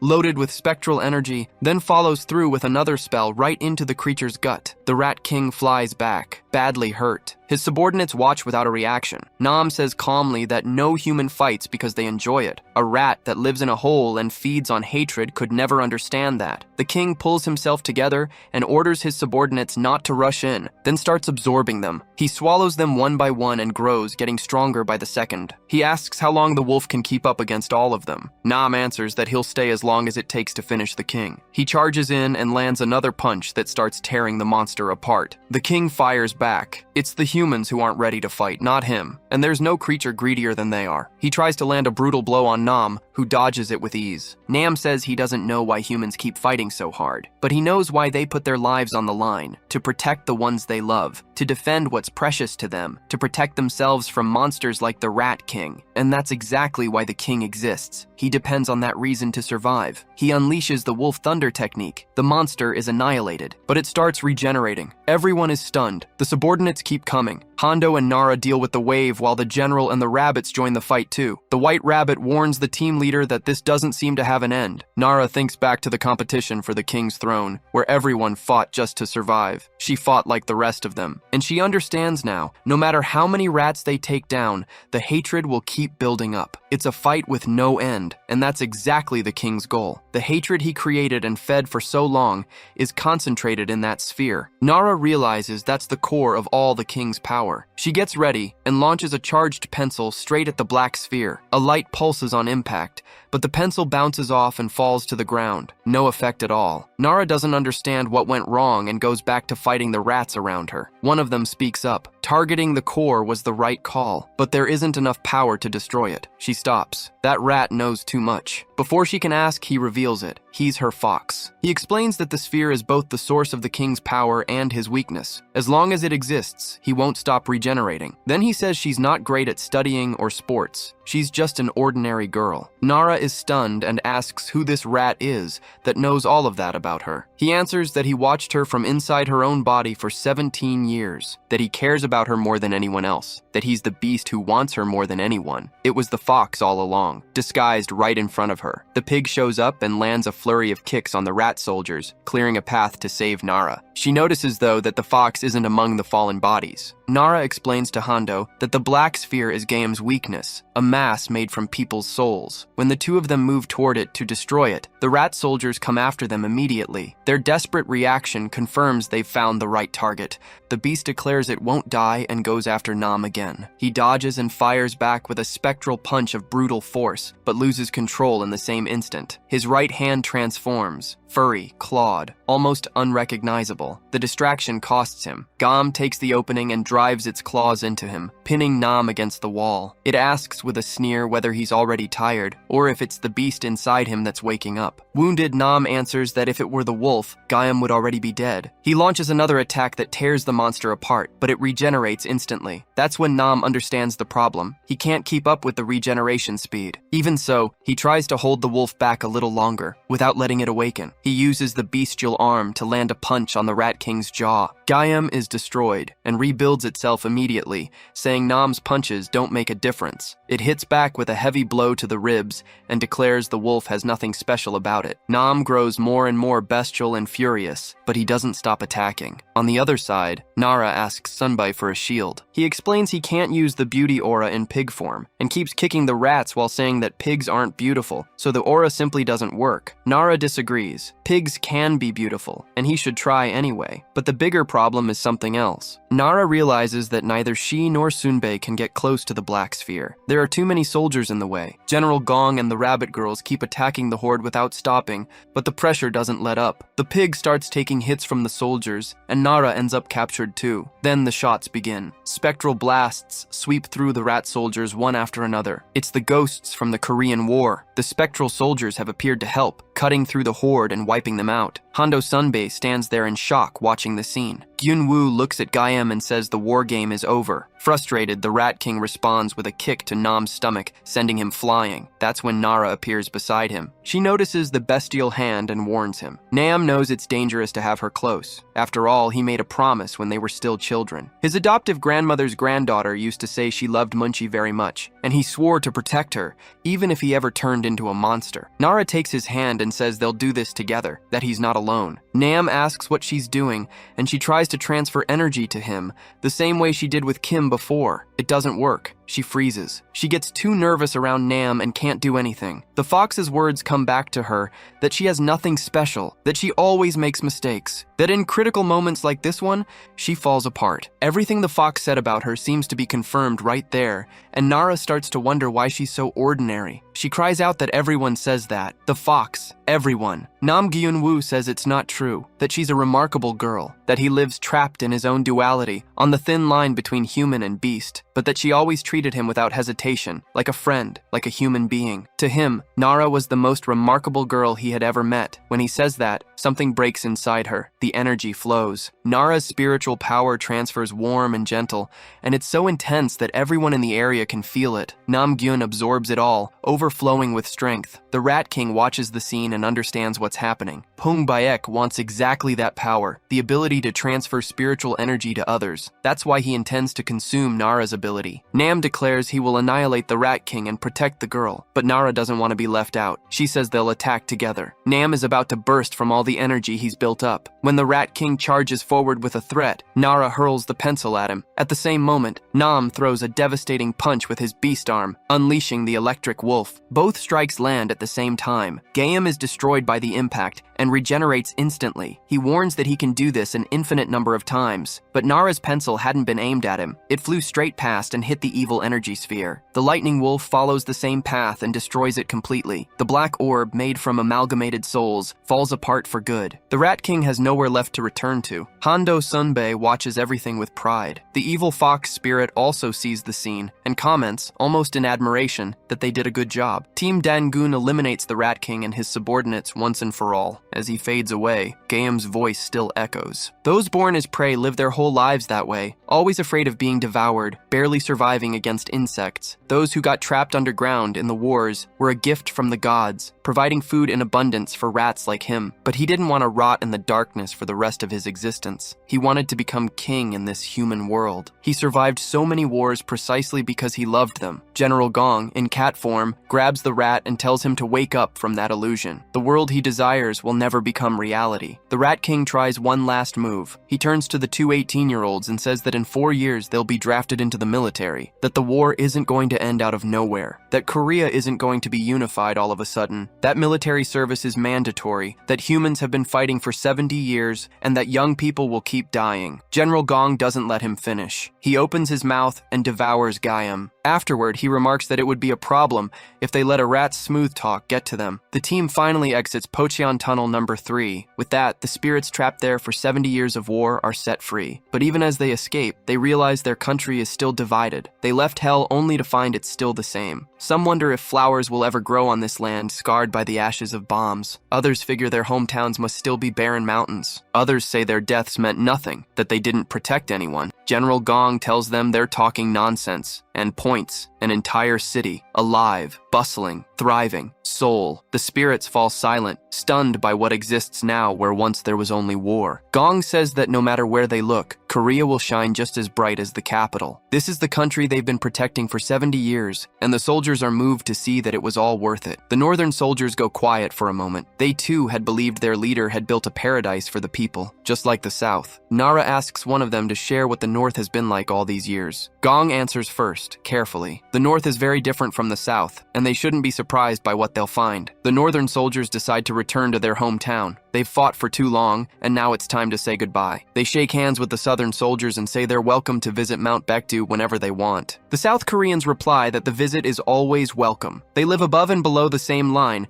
but they'll keep coexisting all the same. The group of main characters says goodbye to the spirits, bringing this journey to a close. 2 days later, the tunnel made the news. The story covered the construction site and the discovery of dozens of bodies of Korean war soldiers. A press conference was called with QG Group President Lee Sung-deok. He announced that the construction company would suspend its projects and support the Ministry of Defense in excavating the bodies. When asked whether he had concealed the discovery to avoid losing the estimated 160 billion won contract, Lee gave no answer. General Gong Chae watches it all with satisfaction. Lee Seung-deok's mask was finally coming off. The excavation team worked to return the bodies to their families. Those in charge were surprised by how well preserved they were. In the pocket of one of the soldiers, they found a photo of a woman. With it, a note from Sunak, asking her husband to come back safely. During the work, they discovered that 16% of the soldiers were under 20 years old. The total number of deaths in the Korean War surpassed 100,000. The girl looks up at the sky and thinks that even though the physical world is divided, up there everything seems more united. She wonders if the spirits will be able to travel freely to Mount Baekdu. She hopes so, and feels a faint thread of envy for their freedom. Now those spirits are completely free to go wherever they want. Nam finds her waiting. She's a little late, but he says it's fine. For her, he'd wait as long as it took. The girl feels a little flustered by the comment. She remembers what one of the soldiers said about waiting 70 years for someone worth it. At that moment, the soldier finds his beloved, nearly a century later. He tells her she's still beautiful, even with time having moved on. Beautiful the same way she was when she walked into that office all those years ago. Even in the face of the fear of battle and the pain of separation,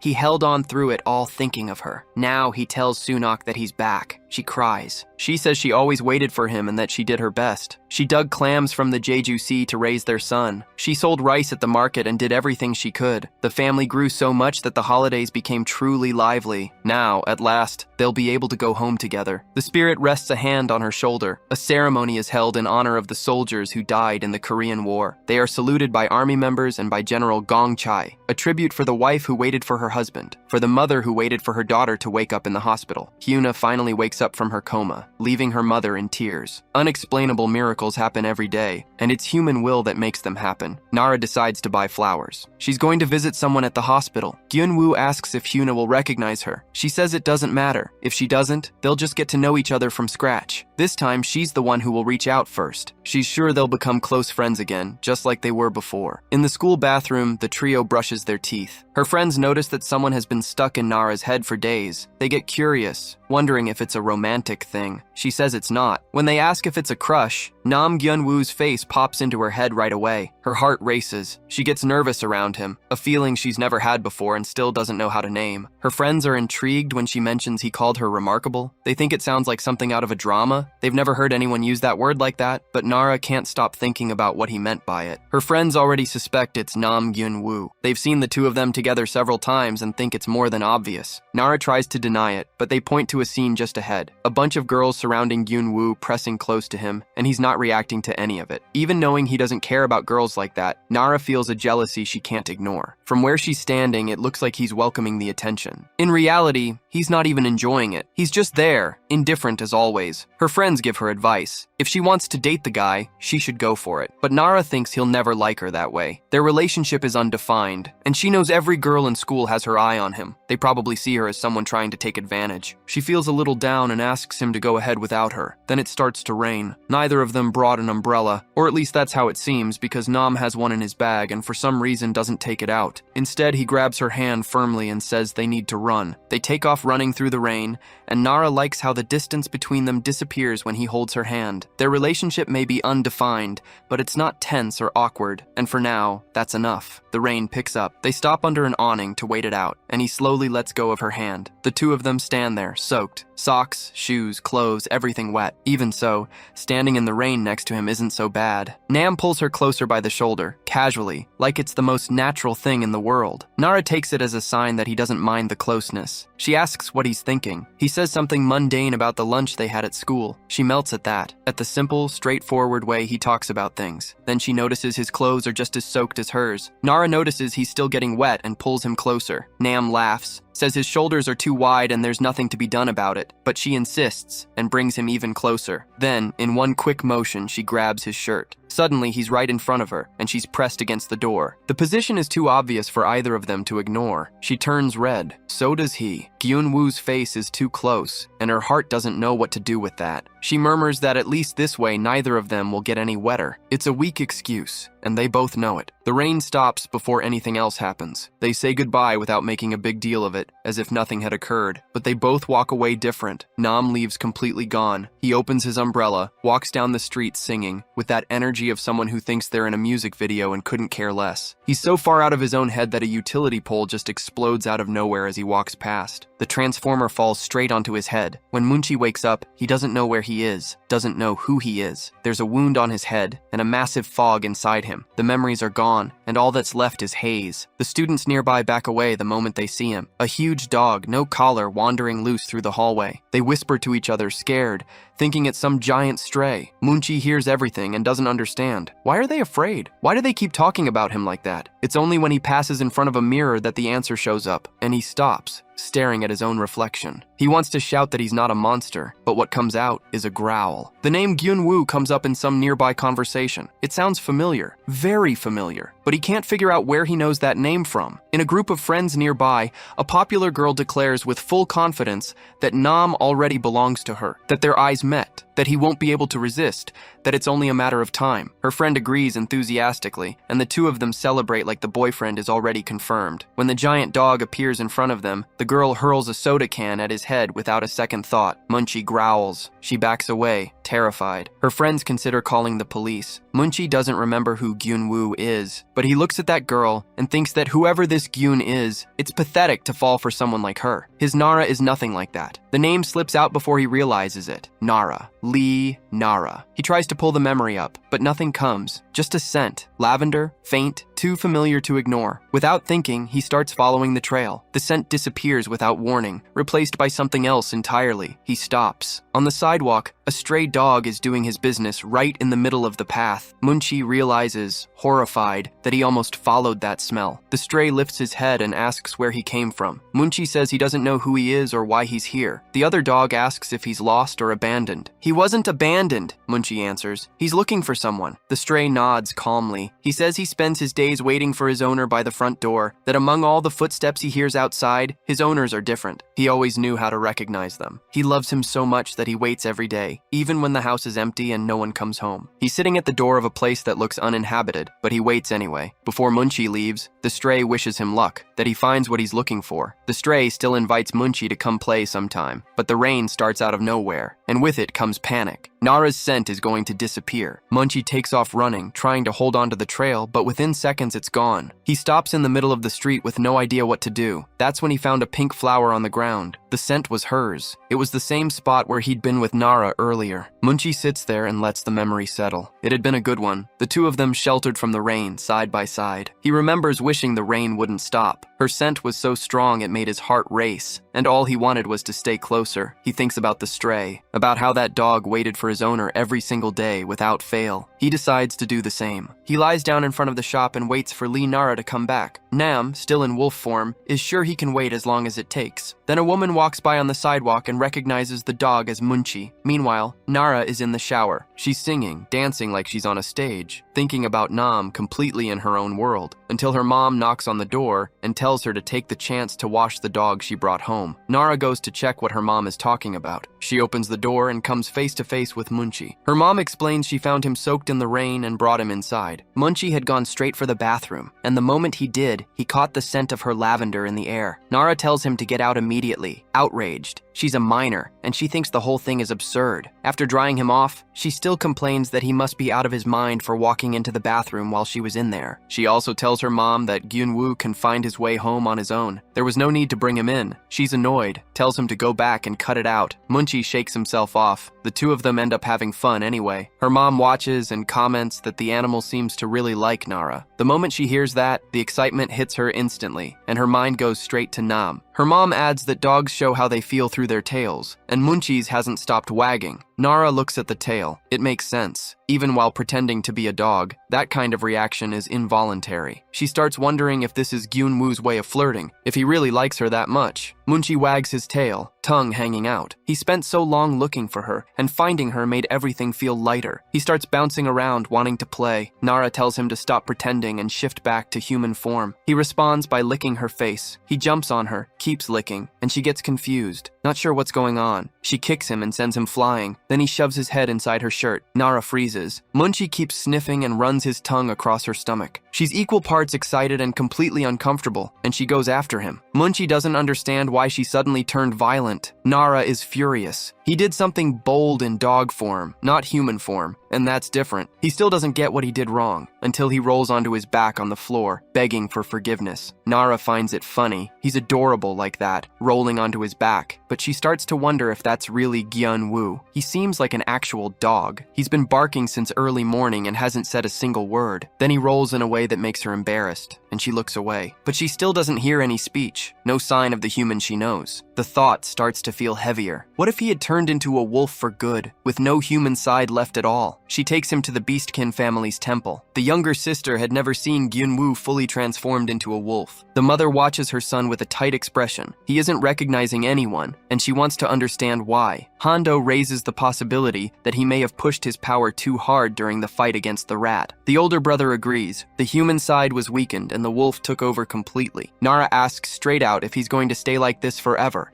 if he's never going to be human again. The older brother assures her there's always a way to reverse it. Hondo suggests rest. The mother thinks out loud about garlic and mugwort. Then the mother smiles and compares the situation to Beauty and the Beast. The beast who returns to human form through the love of a human. She says love always creates miracles, and looks at Nara with a very clear implication. A kiss would fix the problem. Nara thinks that maybe she really is the only one who can save Gyunwoo. She's willing to do whatever it takes. Hondo glances at her sideways, thinking she's got some very strange things on her mind. The younger sister, for her part, doesn't want to hear anything about reversing it. He's way too cute in dog form, way more fun than the human version. She wants a puppy of her own and insists they just leave him like this. Hondo shuts it down immediately. The house will be covered in fur, and it's not happening. Nara notices that the mother is genuinely worried about her son. The older brother then suggests a practical solution. Take him for a walk through the places they used to go together, retrace the route and try to trigger his memory. She heads out with Munchi on a leash. The dog is thrilled about the walk, following his instincts without really understanding why he's so excited. Nara stops in front of the convenience store where the two of them had been after the fight against the fox, when they ate instant noodles together. Without realizing it, being with him had become natural. She thinks about how she almost died that day, before being saved. Then a cat crosses their path. Munchi bolts. Nara can't hold on to the leash and falls to the ground, getting completely soaked. The dog realizes she's angry and instinctively backs off. A woman walks over and asks if the dog's name is really Gyunwoo. Nara recognizes her immediately. It's the girl who was hitting on him earlier. Munchi watches the scene with suspicion, as if he knows that woman is trouble. The stuck-up girl concludes that the dog wandering around the area belonged to Nara. She calls the animal filthy and his owner trashy, saying the two of them are a perfect match. Nara replies that the dog's name is Munchi, that he's not filthy, and that he's not even hers. He belongs to Nam Gyunwoo. The reaction shifts immediately. The stuck-up girl melts, runs her hand through Munchi's fur, calls him cute. The dog doesn't like it one bit. When she leans down and kisses him, the animal looks visibly uncomfortable and then starts coughing, making a face like he's about to throw up. Nara thinks back to what the mother said about Beauty and the Beast. She wonders, with a touch of irony, whether he'd return to human form being kissed by a girl like that. She can't help herself and asks with a smile if the other girl smokes on account of the awful breath. The stuck-up girl lunges forward in a rage. Munchi steps in front of Nara in attack position, baring his teeth. The girl backs off, convinced he bites. Nara confirms it. To protect her, he does bite. The words stir something in Munchi. Memories he doesn't understand flood his mind. The promise to protect her, to keep her safe, to do anything for her, even if it meant becoming a monster. The stuck-up girl calls them unbearable and walks away. Nara crouches down and praises Munchi for a job well done. He wags his tail, pleased with the compliment. The two of them walk through the park at night. The fresh air after the rain, the light breeze. It all feels like a walk they once shared before. Nara's heart beats faster, even knowing he remembers none of it. She tells him about the rain earlier, mentions she had an umbrella in her bag. She knows she lied about that just to have that moment with him, and she doesn't regret it. When they sit down on the park bench, she says out loud that she loves him. She can say it now precisely because he doesn't understand her words. Looking at his human face, she never could. Whenever they're together, no matter what they're doing, the days feel special. That's why she wants him to come back as a human soon. Munchi listens, and something inside him responds. He rests his head on her shoulder. Nara asks softly if he's feeling something. No miracle happens until one does. The flood of memories begins to shift something at his core. An electric surge tears through Munchi's body with such force that it blows out the streetlight above them. Darkness swallows everything around them, and in that darkness he loses his wolf form. Nam Gyun-woo returns to human form in her arms. Like something out of a fairy tale, he comes back, and the first contact is a kiss on Nara's lips. Electric. Right after, he falls face first onto the wooden bench and falls asleep. Nara looks at him, worried and relieved at the same time. The way to bring him back to his human form had worked. In the dream, he stood before the old house from his childhood, overgrown with weeds, frozen in time. Gyun-woo didn't understand why he had come back there, but it was the same place where he used to sit waiting for a father who never showed up. This time, his father was there. He welcomed him with a smile, placed a hand on his son's shoulder, and said he knew he had been through a lot. Gyun-woo told him he had been wandering without knowing where to go, without even knowing who he was. His father said he was doing fine. That feeling lost was part of finding your own way. Those who wander, he said, eventually make their own maps. Then he asked how school was going, whether he had made any friends. Gyun-woo talked about the most incredible friendship he had made, someone completely different from him. When he was with her, it didn't matter what he looked like. He felt like himself. His father smiled. He said he was glad his son had found someone special, just as his mother had been for him. And he repeated the phrase Gyun-woo had known since childhood. Fate doesn't change even if the stars fall from the sky. He said he would understand that when he found someone the way his mother had been. Gyun-woo asked if, when he first met his mother, it had been love at first sight. His father shook his head. He said he only realized how much she meant to him after it was all over, that at first he had been lost. Fate grows stronger as life moves forward, until the moment you simply know you were meant for each other. Don't miss that moment, his father said, not for anything. His father ended with a request, that his son wander more, that he get lost along the way. Only then would he be able to carve out his own path, his own adventure. Gyun-woo said goodbye and walked back into the middle of the woods. Then he woke up. He was in his bedroom, staring at the ceiling with no idea how he had gotten there. The last thing he remembered was saying goodbye to Nara. After that, nothing. His siblings came into the room in high spirits, relieved he had finally woken up. Yuri, his sister, made a point of complaining that he had woken up as Gyun-woo and not as Munchi, the dog. His older brother asked if he didn't remember turning into a wolf the night before. Gyun-woo remembered nothing, until the memories hit him all at once. Everything. Every embarrassing detail from the previous night flooded his mind, and the first thing he did was hope it had all been just a dream, but he had to make sure. When Nara asked if he remembered anything, he said no. She then told him he had walked in on her in the middle of her bath, buried his face in her clothes, and spent the whole time sniffing everything. She asked him to look her in the eyes and tell the truth. He couldn't. He could only imagine the beating he would take if he admitted he remembered everything. Lucky for him, Nara was relieved he didn't remember a thing, so much so that even telling him had been embarrassing for her. Gyun-woo apologized for the whole mess. She said he had been honest, that it wasn't so bad after all. That was when the rich girl showed up. She came over cheerfully, saying Munchi had been absolutely adorable, and asked if she could come to his place to see the dog. She insisted on going for a walk together and showed him the treats she had bought especially for Munchi. Gyun-woo looked at the treats and, speaking from personal experience, said Munchi didn't like that kind. Truth was, he couldn't stand the flavor himself. When she tried to touch his shoulder, Gyun-woo stepped aside and added, Munchi didn't like the smell of cigarettes either. The rich girl was visibly annoyed. He had already turned his back and was walking away alongside Lee Nara.